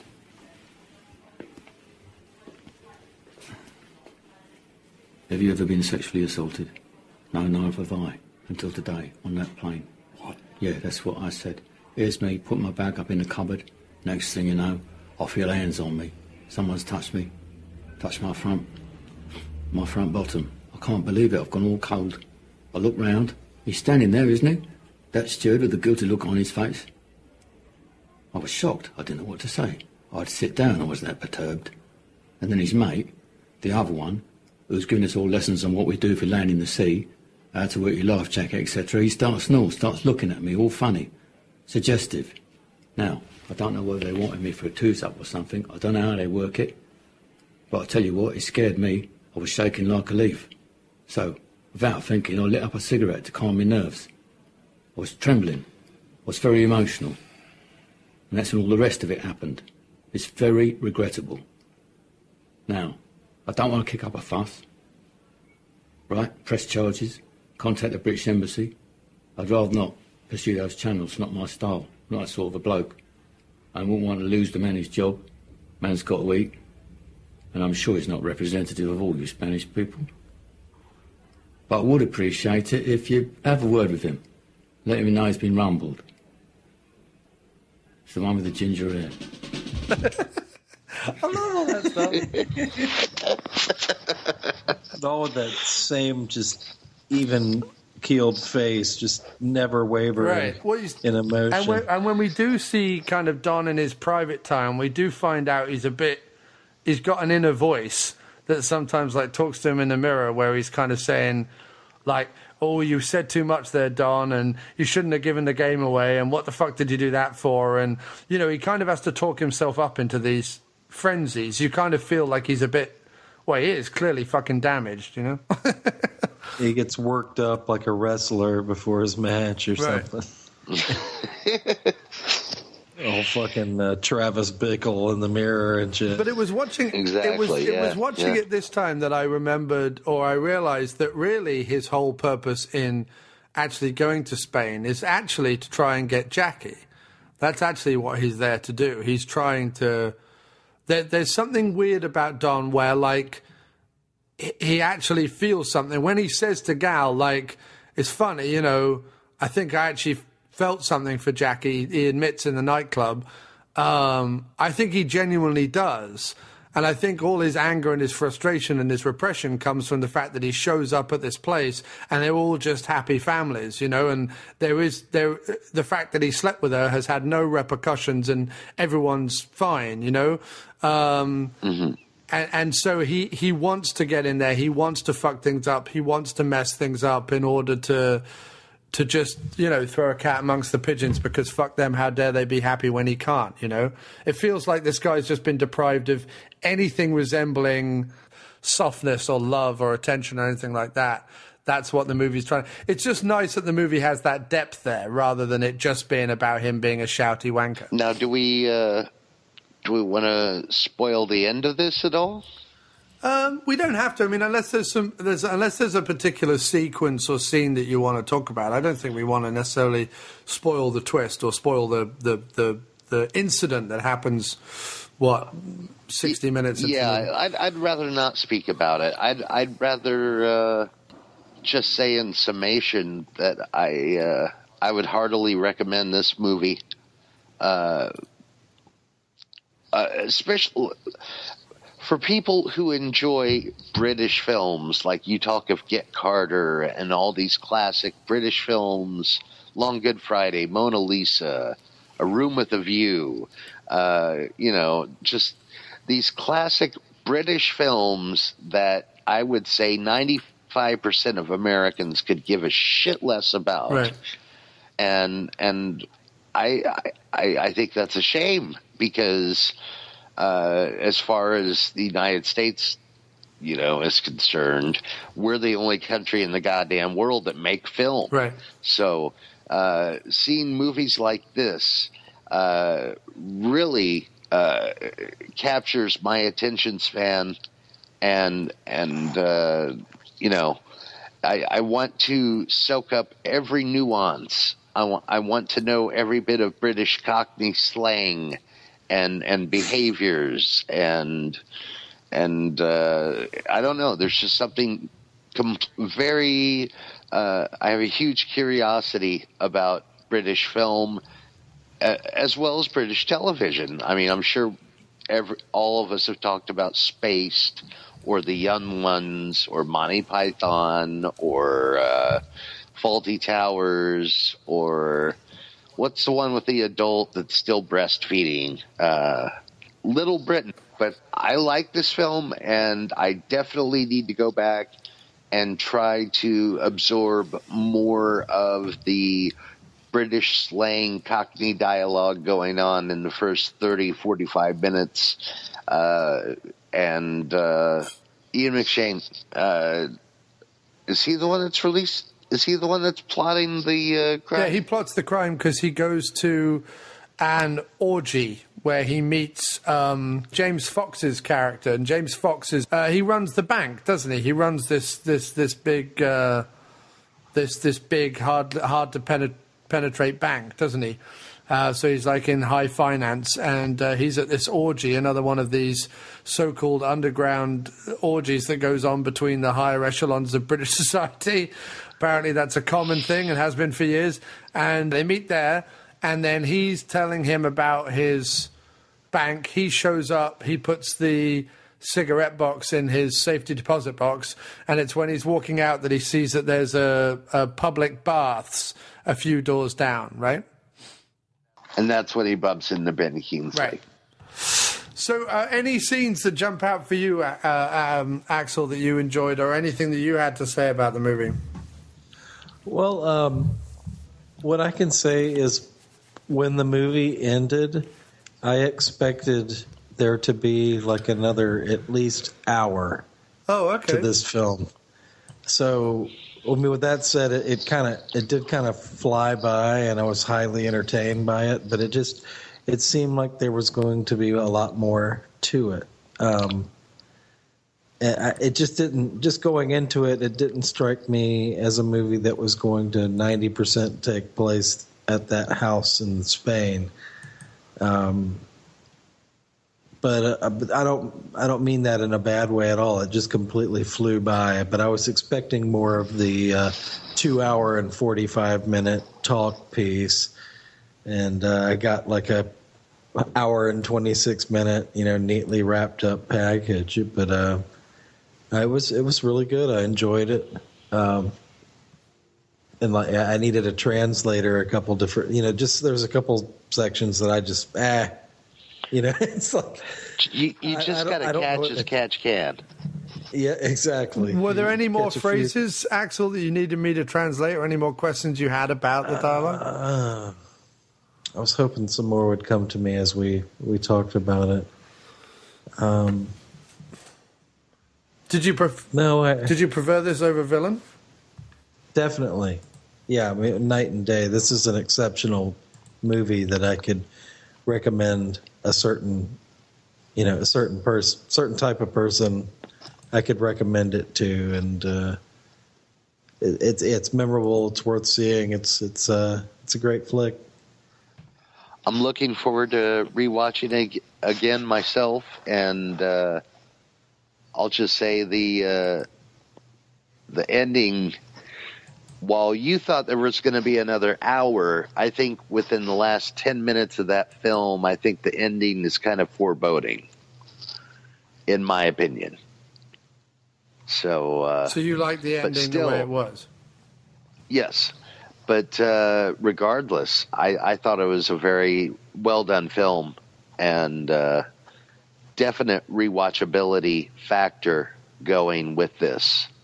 So I will be checking this out again sometime soon, along with Villain, which I wasn't able to watch tonight with you fellas, regrettably. Well, yeah, it's... sorry, go ahead. What does he say? What does he say at the end of Villain with the freeze frame? Oh, he says, "What are you looking at?" I thought it was going to be something better than that. Yeah, because they're all surrounding him, and he goes, "What are you looking at? What are you looking at?" Oh, no, "Who are you looking at?" That's what he says. "Who are you looking at? Richard Burton." Terrible haircut, by the way, kind of like a mullet gone wrong kind of thing. Oof. But no, I mean, yes. It's who are you looking at? Sorry, I can't. I can now not stop saying that. That and you fucking Dr. White honking jam rag fucking spunk bubble. It makes me fucking laugh. Got that one down. I think that's the funniest thing I've ever seen. That's going to be the name of my next pet. Yeah, fucking spunk bubble. Oh, that's hilarious. I call your next two pets fucking spunk bubble and front bottom. That's what you should do. What? Sounds good. I happen to love Sexy Beast. I think that the fact that Jonathan Glazer has not followed it up with anything particularly of any note is kind of annoying. Jonathan Glazer would go on to do Under the Skin, which was controversial lately for having a completely nude Scarlett Johansson in it, but not in a sexual way. Just in she was an alien examining her own skin. But have you guys heard of that movie, Under the Skin? No, but I like nude aliens. We covered it on the show. It's just boring. I don't know what else to say. It's just boring. I really honestly wouldn't bother. Sexy Beast remains the best thing I think he'll probably ever do. And the script by Louis Mellis and David Skinto. What else have they done? Okay, so they did Gangster No. 1, 44-inch chest, with also with Ray Winstone.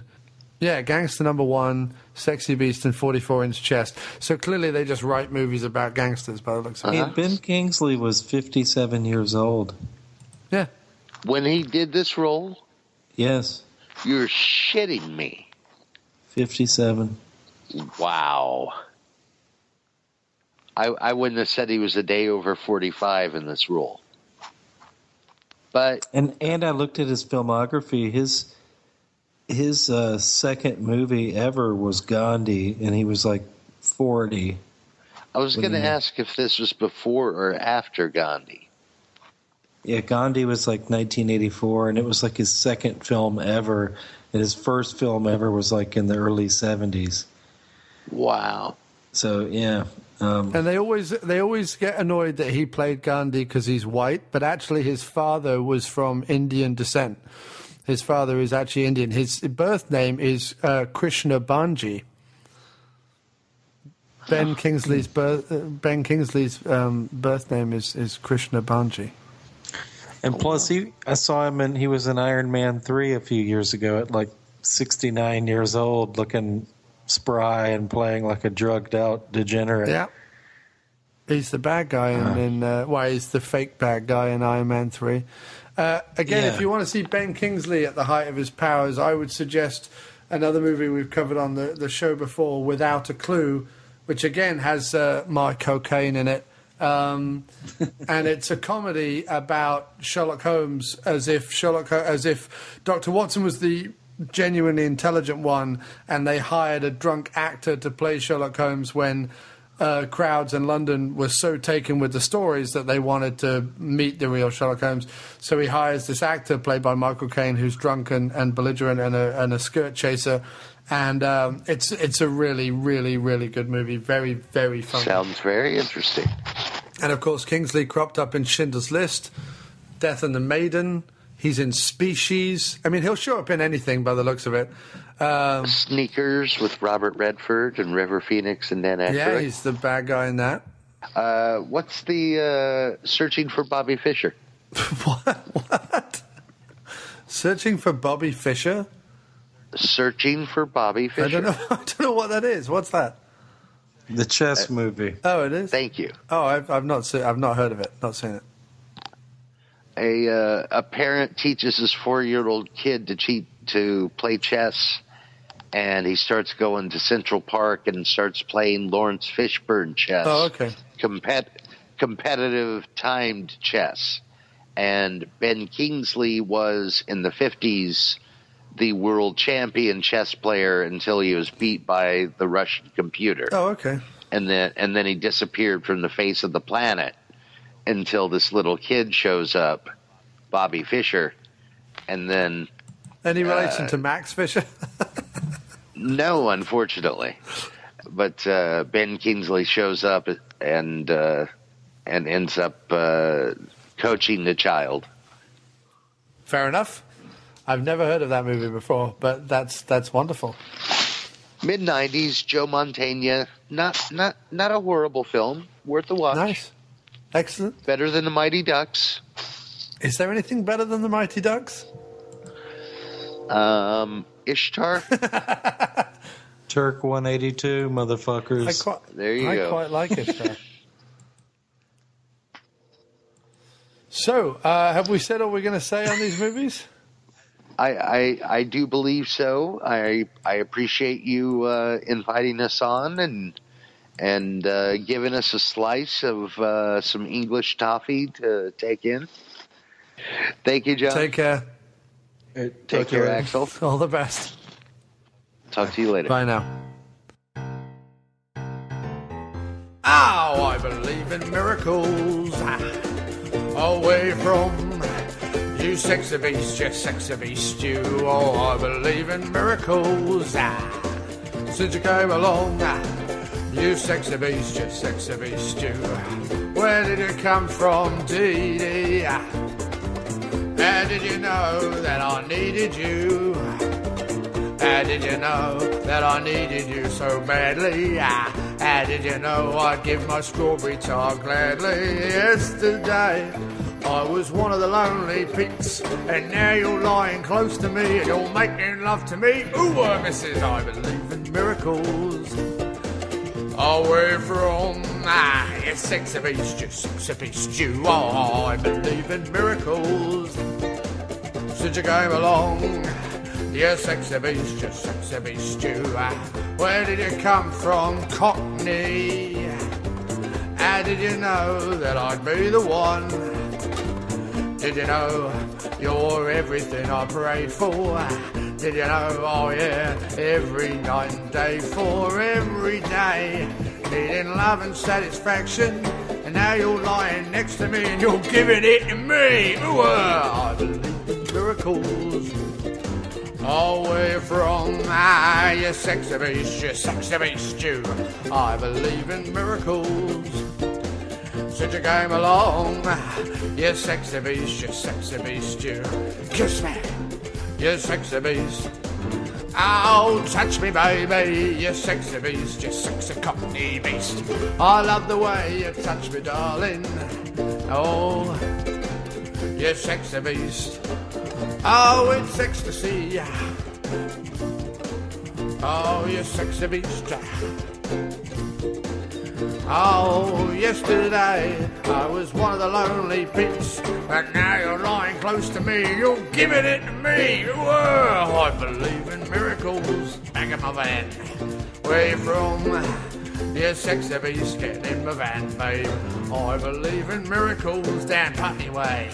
Since you came along, you sexy thing, you sexy beast, you. Oh yeah, get in the back of my van, darling. Go on, get in amongst the cabbages and the knock-off CDs. Let's roll around a little bit in the old